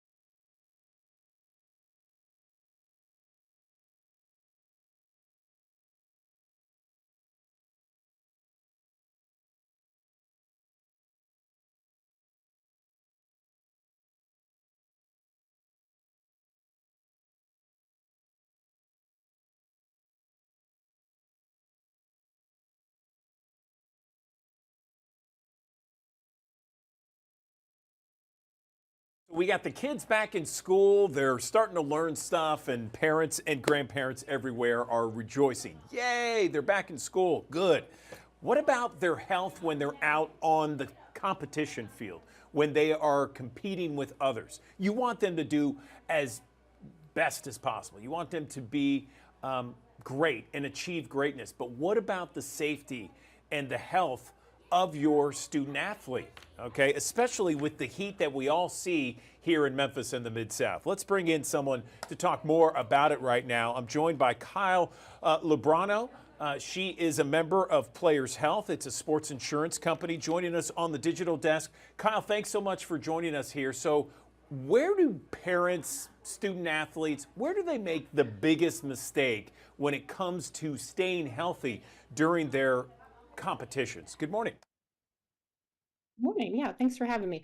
Yeah, so a couple things. The first one would be, I think we don't acclimate the athletes back into the activity, right? So, they've probably been indoors a little bit trying to beat the heat. They've been in pools. And so we kind of throw them back out on the field and expect them to go full force right away. And so really we want them to start off with some, shorter sessions, speaking, particularly around the coaching aspect and kind of acclimating them right back into it in terms of, maybe shorter sessions to start with, not if they're, if we're talking about football in particular, doing, no equipment to start, shorter sessions leading into larger sessions as they get acclimated. It can take up to 2 weeks to be fully acclimated to the heat. So in preparation for that, parents can really start to get their kids outdoors, maybe go out depending on what sport. If it's soccer, kick around with them. If it's running, obviously they're going to want to have been running leading up to the preseason. Great. Great. That is a great point. And, it gets so hot here in Memphis in the Mid-South, especially this time of year in the month of August and even in parts of September. And I guess when it comes to hydrating, that's something you need to be cognizant of no matter what, right? Yes, yeah. So as we send them back out into the heat, they should be hydrating frequently. So making sure that they have their water bottle with ice. And sometimes, depending on how hot it is and how long the session is going to be, making sure they have 2 water bottles. It should be where the coaches know that the heat is going to, make them need to take water breaks more often. So every 20 minutes or so, there should be a water break. And, as a parent, I often have the discussion with my child. If you really feel like you need to take a break to get water, just, excuse yourself really quickly, go get it. We really shouldn't be denying water. And then before and after, right? So the day before, we're making sure that they are hydrating enough. And then after, and obviously this is probably more for more elite sports or high school sports like football, weighing yourself before and after. Obviously, we're not going to have our 7 and 8-year-olds weighing themselves, but before weighing yourself before and after to see how much fluid you've actually lost, and then making sure that we're replacing that. Yeah, that's all great advice. I mean, both my kids played youth sports. They're now in college, and so, staying hydrated, acclimating the right way. Are there signs that parents and grandparents should watch for when their kid perhaps gets in trouble? Yeah, absolutely. So, there's a difference obviously between dehydration and heat stroke, and both are obviously very serious and lead to further complications if that are, if they're not dealt with. So, hydrating won't necessarily, prevent heat stroke.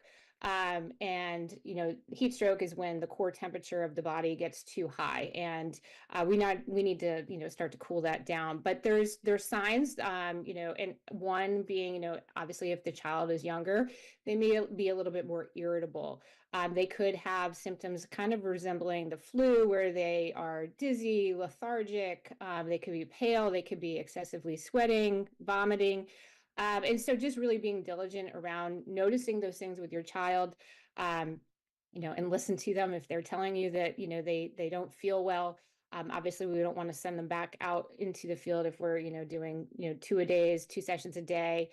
Just making sure that we are, listening and watching for those signs is key. No question. And, a lot of times they'll come home, especially in those first few practices where they're going to be a little bit sore, they're going to be a little bit more tired. Anything else that we should be watching for just to ensure that they're on the right path, that it's no big deal and they should continue to go to practice? Yeah, and obviously, I think depending on the age, some kids will want to get out of practice, but I would say, just watching, making sure that they are taking care of themselves, right? I think this is one thing that, we're a little bit more educated in this area. We're not in the 1980s and the 1990s where we just say, you just go out and do whatever you can, eat whatever in between. We really need to be making sure that we're developing the whole athlete, right? And so that means not only doing your job on the field, but off the field, right? And so they should be not only hydrating, eating well, eating, foods like fruits and vegetables that have a lot of water in them, And then also just, making sure that they're getting enough rest in between, and making sure that, if they are out in the sun in an outdoor sport, that in between sessions, they are, resting inside in the air conditioning, or if they don't have access to inside, sitting in the shade, just not overexerting themselves. And then sleeping at night, making sure that they are getting their rest. And that's where our bodies recover and repair muscle deterioration. So I think, just also paying attention to what your child is telling you, and just generally their appetite to go out for more.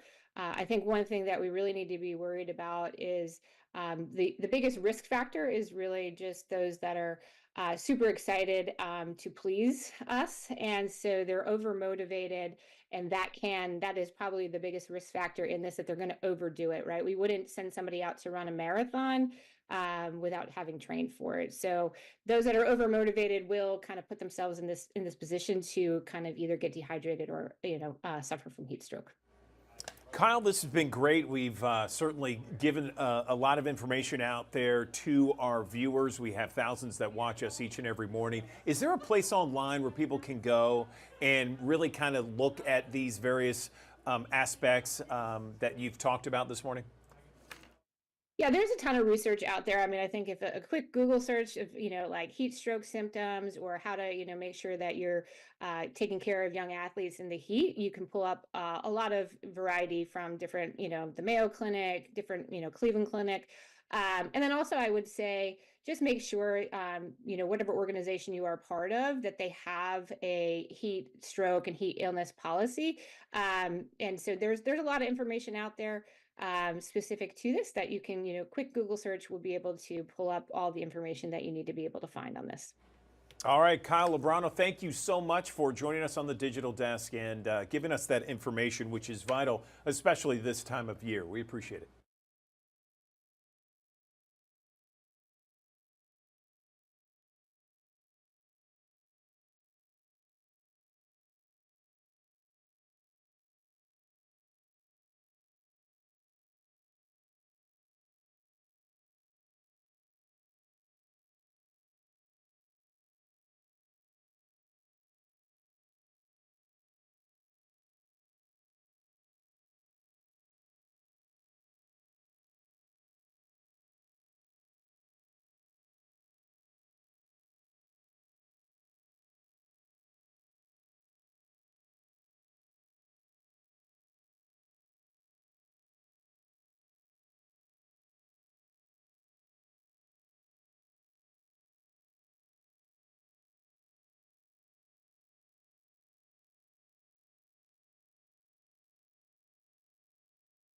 Thanks for joining us here on the Action News 5 Digital Desk for today. Of course, a first alert weather day with the heavy downpours and gusty winds in association with the remnants of Francine. Northeasterly winds, that's sustained winds, 20 to 25 miles per hour. But gusts, especially this afternoon, will be upwards of 40 plus miles per hour out of the north and east. We'll be watching this closely because this could also impact issues with power lines and the fact that weakly rooted trees could fall over, topple over, and things of that nature. So we're watching that very closely. But gradually throughout the course of the morning into the afternoon hours, that's when the winds will probably get their worst, into the afternoon and early evening hours. Things will start to calm down tonight, but it's going to take a little bit of time, and probably, again, the biggest impacts will come in over the coming hours after lunchtime today as the core of Francine's remnants continue to lift farther to the north. Here's a look at our first alert futurecast. This is lunchtime. Again, some periods of very heavy rainfall. Some of these heavier bands of rain lifting overhead. That's going to put down a quick inch or two of rainfall as we head through the afternoon and early evening hours. The wind still swirling about the area of low pressure,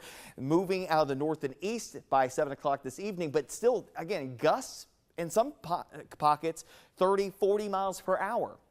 Notice also the winds turning more southerly in places like Ripley and Corinth. That is going to be the tail end of the storm system as the drier air is filtering in on the backside of it. Now, once you get a southerly wind, there is that potential that we could have a brief spin-up tornado, especially in some of these cells, even tomorrow morning, mainly closer to the Tennessee River, that will be swirling around the common axis of the area of low pressure to the west of it. That will still be pushing lighter rains across parts of the Mid-South all the way throughout the course of your Friday. Now, again, the rain much lighter on Friday, still though more of a nuisance than anything else. And obviously the wind's not nearly as strong, but occasionally on the tail end of the storm system, you're still going to have some of these stronger cells that are going to rotate in that could be strong, possibly even severe. That continues even into the overnight period of Friday into Saturday. Saturday morning, we could have a few gusty showers and storms. And then eventually we'll start to see a little downward trend in the coverage of rain. But the area of low pressure that's associated with Francine is not going anywhere anytime soon. It's likely to continue to be part of our story at least through the weekend.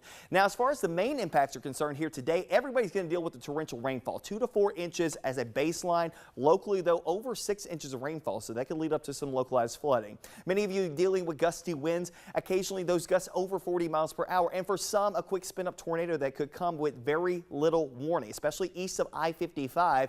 That'll be the main impact area to watch out for. The other thing that we got to watch out for, there's another system that's trying to form out in the tropics off of the Carolina coastline, and you're probably thinking, why do I need to know about that? Well, it's part of the forecast too, because if we didn't have this forming, a high to the north and a low to the west, Francine would get out of here. But unfortunately, just not the case. Francine's going to stick around for the next couple of days. So that means that because of a developing area of low pressure off of the Carolina coastline, this could actually help to filter in, one, more moisture in our area, help to facilitate those downpours as we head through the weekend and early portions of next week. But also, it keeps Francine from moving all that much.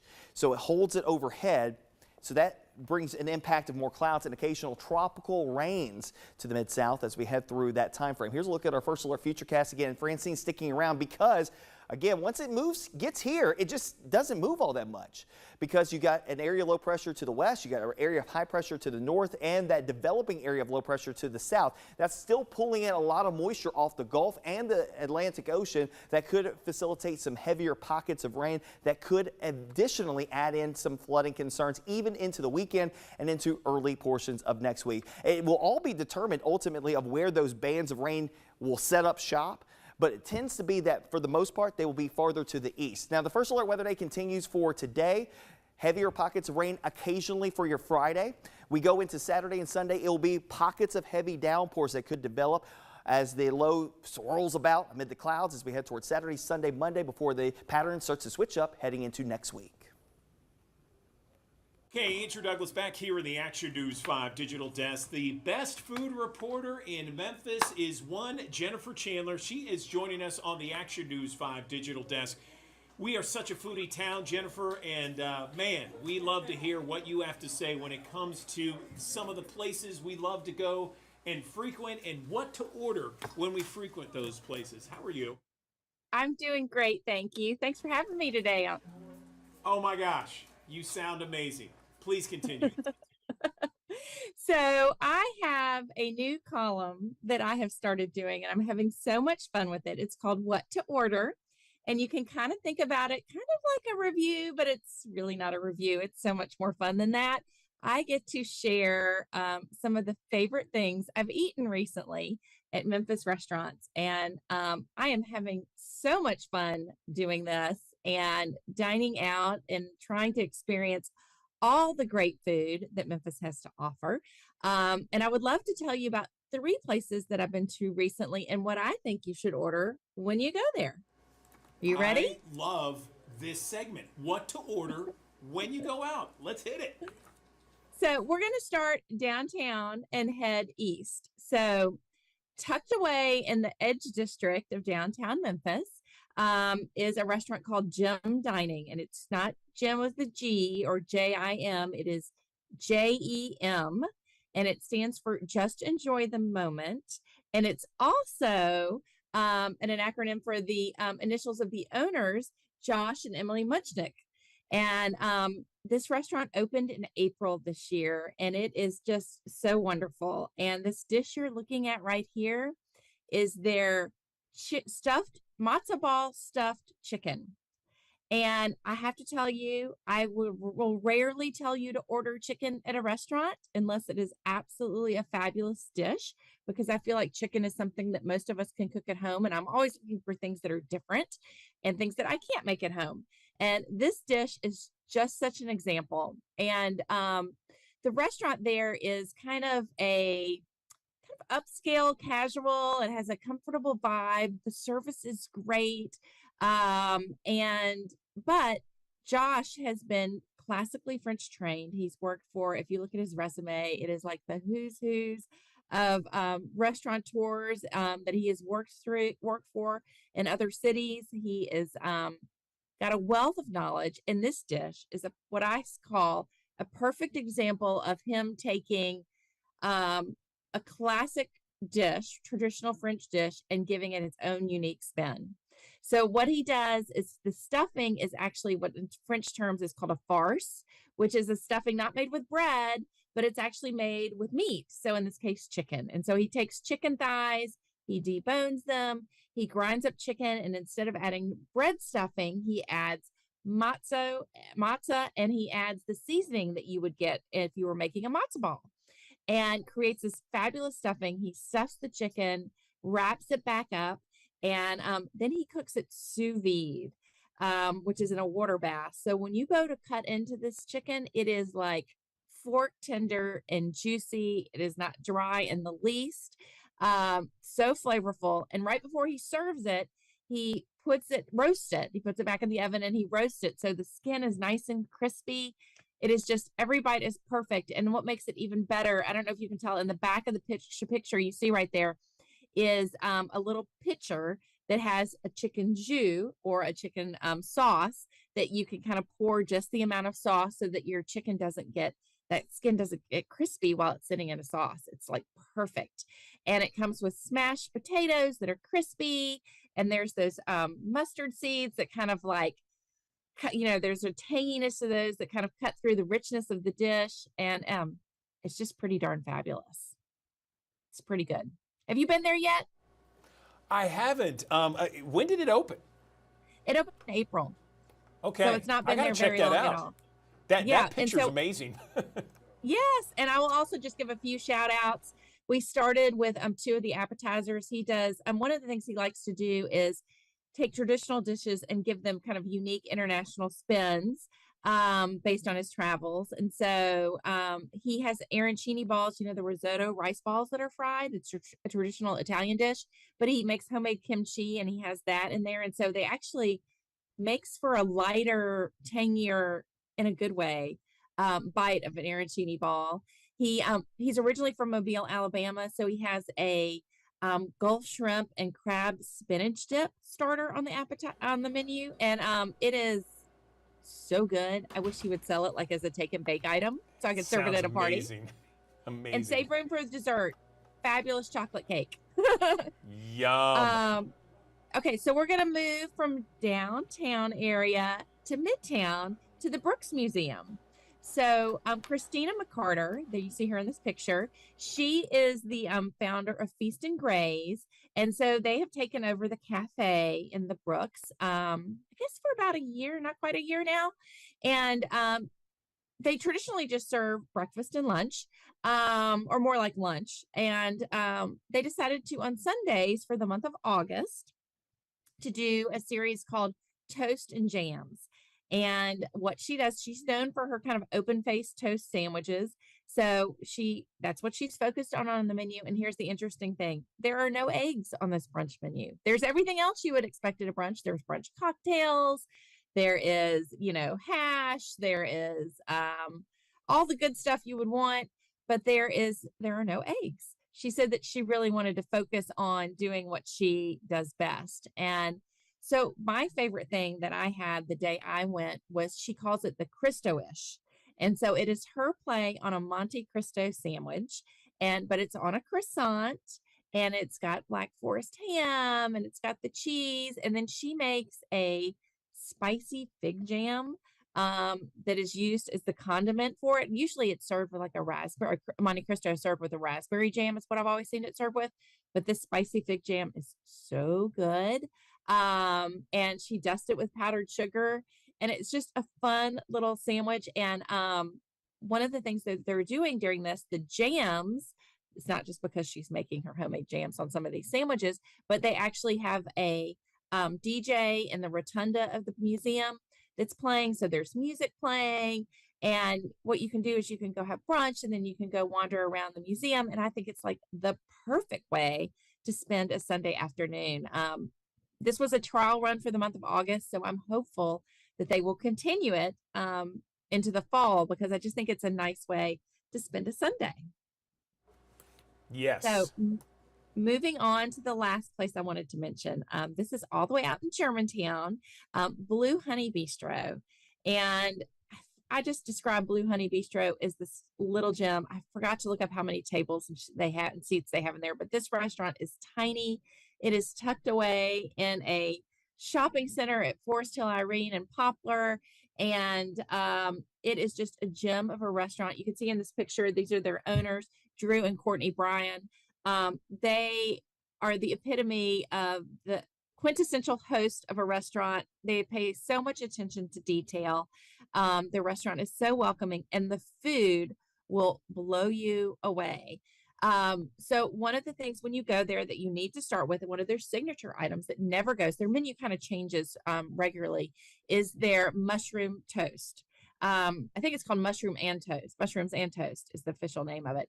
And it's a dish. This was such a cute story that Courtney was telling me that they had it at a restaurant on their travels like years and years ago when Drew was working for other restaurants. And she was like, you need to put this on a menu. And he was like, I'm only going to do it when I have my own place.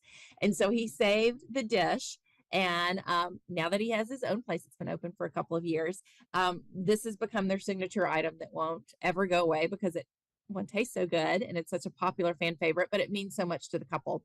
But what he does is he takes mushrooms that are sourced locally from Bluff City fungi and does a mixture, and they're sauteed and they're served over a piece of ciabatta bread, and they're just perfectly seasoned. There is a runny egg in the middle. I mean, it is so, so good. And I like to, when I order it, because it's fairly large. So when I go, I like to share it for the table. I always ask for a steak knife, and I cut it into, 4 pieces, and we each have it as an appetizer with like a salad. And it's just a great way to start a meal there. But for the entrees, one of the things that I always say when you go there is just try the fish. Drew is a master when it comes to cooking with fish. And what I love about it is he's sourcing great fish and having it flown in. And then what he does is he just cooks it simply and lets the fish stand on its own. It's always perfectly cooked with a nice sear, but whatever he is putting in the bottom is usually a standout as well. A night I went recently, he had this delicious farro risotto, and farro is a whole grain that's got this nutty kind of texture, and he cooked it like risotto, and it had vegetables in it, and there was a beurre blanc sauce that brought it all together, and it was light and refreshing and filling and delicious, and it was just, the whole thing was perfect. It was so, so good.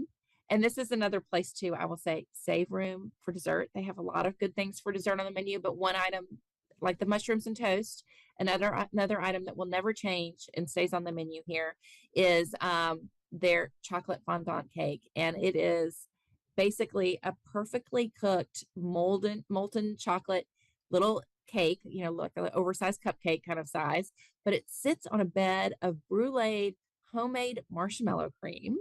And that's on one side of the plate. And then on the other side of the plate is their homemade gelato, that is just this caramel gelato that is just to die for on its own. And it has like this kind of praline nut mixture, cashew nut mixture going on with it, and caramel sauce. And it's just really, really, really good. Very, very delicious. And I think I just said it was caramel ice cream. It is vanilla ice cream with caramel sauce. Amazing. I've been there before. It's so unassuming too. I mean, it's in the middle of like a strip plaza right there, in the same one as Mellow Mushroom and some others. But wow, it just blows you away each and every time. That is, it's so small too. I thought they were expanding. Are they expanding? They were going to expand. They had closed for a large part of this year with the intent on expanding. And I don't know really what happened there, but they ended up deciding to keep their original footprint. So they are still in the small footprint and not growing at this point. But I kind of wish they would. I would always say if you want to go there, you might want to call and make a reservation because the restaurant is so small. But it is worth waiting for sure. Yes, outstanding indeed. I love this, and I love the segment and what to order when you go eat out. It sounds fantastic. Jennifer, anything else before we let you go? I'll give you a little bit of food news that came out this week.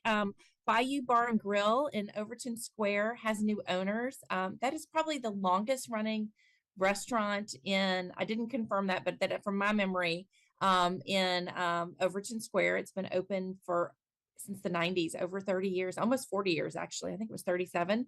And longtime owners, Bill and Carla Baker, who have run it for 30 years, have sold it, and it has been bought by Crosby Keltner, who is a restaurateur that is from Memphis, went to Nashville and moved back, and two longtime managers, Amara Jameson and Tyler Hamilton. So I think it's going to be a great mixture of people to move this restaurant that is so loved by Memphians into its next chapter.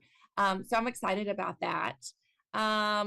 Few closings to announce. New Wing Order, that great food truck that has won many, many awards, has closed. Hopefully it will come back in another format somehow. The owner, Jesse McDonald, said he has plans to bring back that brand somehow. So keep your fingers crossed on that one. Okay, Jennifer Chandler, always giving us an update in the scoop and what to eat and what to order when we eat out. Jennifer, thank you so much. Always appreciate our conversations. Yes, thanks for having me. Good morning. Welcome back to the Action News 5 Digital Desk. I'm Andrew Douglas. Cholesterol levels. We're all always looking at finding the optimal cholesterol levels. There's good cholesterol, there's bad cholesterol, there's high cholesterol. And then there are ways to lower cholesterol naturally. Let's talk about this right now. I am joined by Dr. Zulfikar Baloch. He is an MD and interventional cardiologist at St. Francis Hospital. Dr. Baloch, thanks for joining us on the digital desk. Let's talk about maybe first off the biggest misconceptions when it comes to cholesterol. Good morning. Thank you. Thanks for having me here. Good morning. So, where do people get it wrong, doctor? What's their biggest problem when it comes to making sure we have the optimal level of cholesterol? Yeah, that's a great question. Cholesterol, frankly, if we talk about cholesterol is very important for our body. If you look like, our important hormones are made up by cholesterol, like estrogen, progesterone, testosterone, cortisone. It is very important for our body to run the system of the body.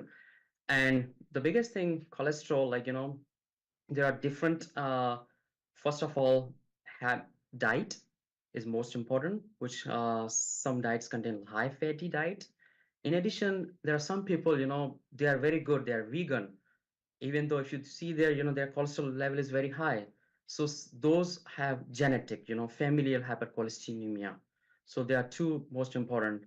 And why as a cardiologist and as a physician also, why are we worried about high cholesterol? Because this is a thing which we can treat by lifestyle and by medication.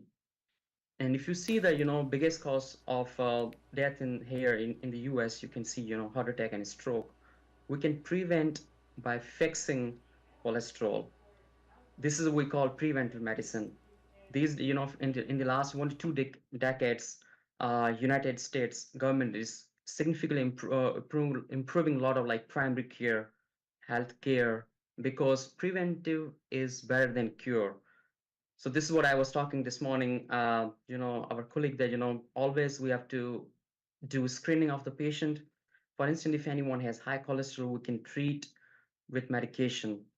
So and now coming on your question, you say, what are the target number? There are like 4 or 5 most important, like total cholesterol, less than 200 is good, and LDL. So if anyone does not have a diabetes, our goal is to less than 100. If anyone has a diabetes, high blood sugar, our goal is to less than 70. And then there's a good cholesterol, HDL. It needs to be more than 50, and triglycerides. So these are some numbers really we see.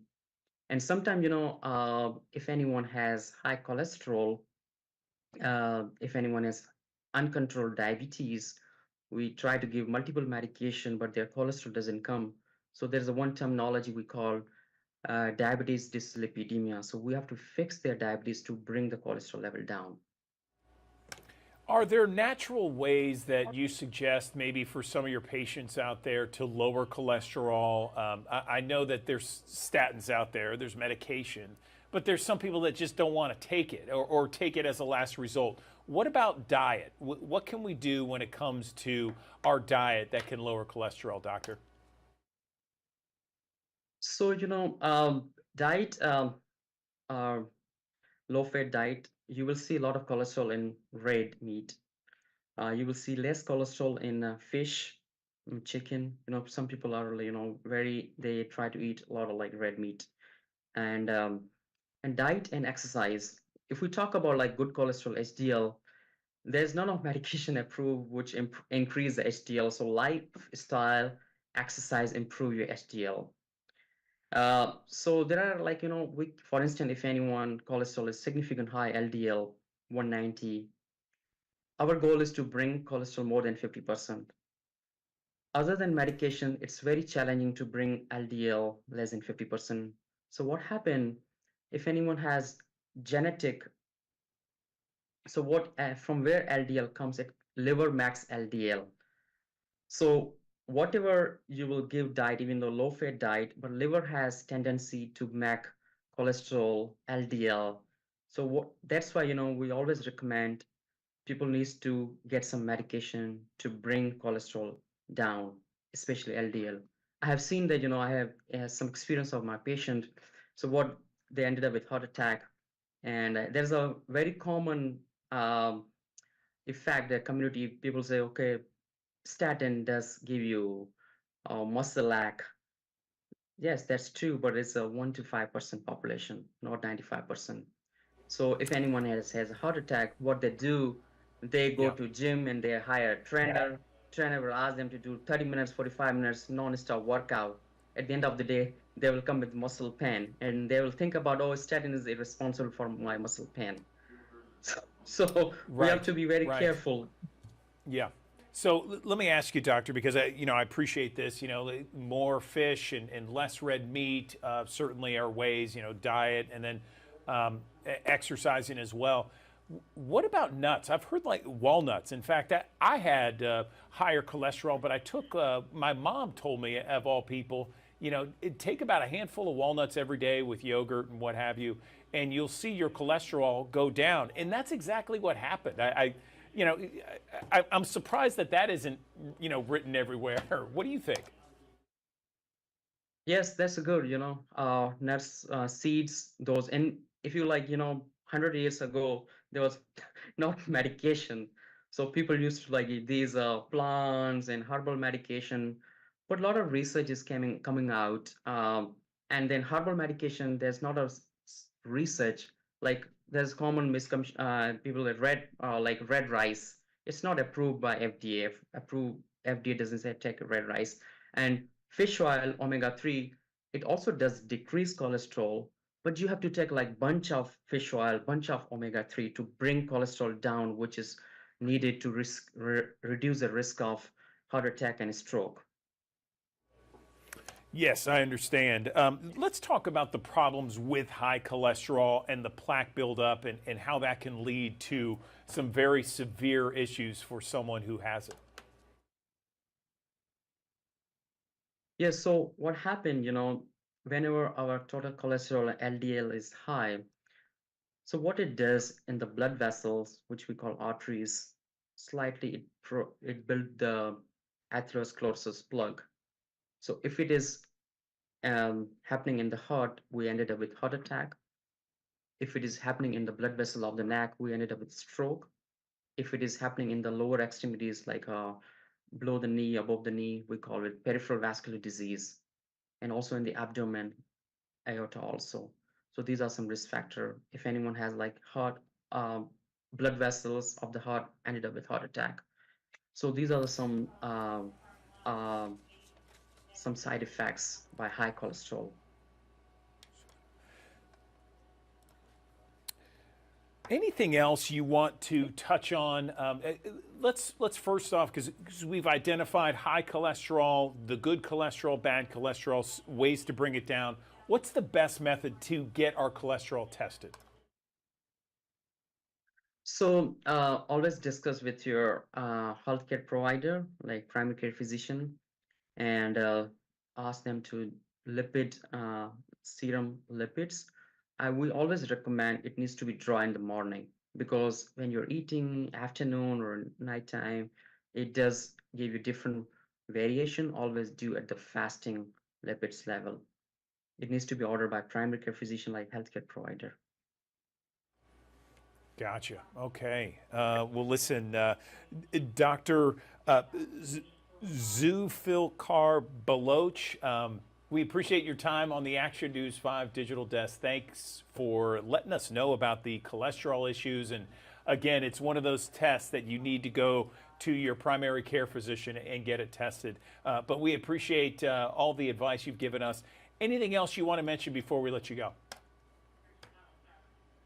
Means some are heredity, like if anyone has genetic, for instance, if any family member early age, or for instance, mother, father has cholesterol issue in their 40s and 50s, their kids needs to be aware about that. We also see in a young population also, at least once in a time, one time in their life, in early stage, they need to screen for high cholesterol. They can do a screen for that. If it is high, then there are different treatment options. I always encourage lifestyle modification, because that's the more important thing. Every medication has a side effect. There are certain medication over the counter, like Tylenol, also has a side effects. So this is what I tell my patient, that I'm not a big fan of prescribing medication. Lifestyle modification is very important. Exercise, all right, Dr. Baloch, we keep an eye on appreciate your it. time. Thank you so much, and we appreciate you coming on the Digital Desk. Thank you. Well, that does it for us here with the Action News 5 Digital Desk. I'm Andrew Douglas. Have yourself a wonderful afternoon. We got Action News 5 midday coming up at the top of the hour. We're going to have the latest on the forecast. Of course, the next 24 to 48 hours, certainly we're going to be dealing with a lot of heavy rain and wind across Memphis and the Mid-South. Also outages. That is going to be an issue.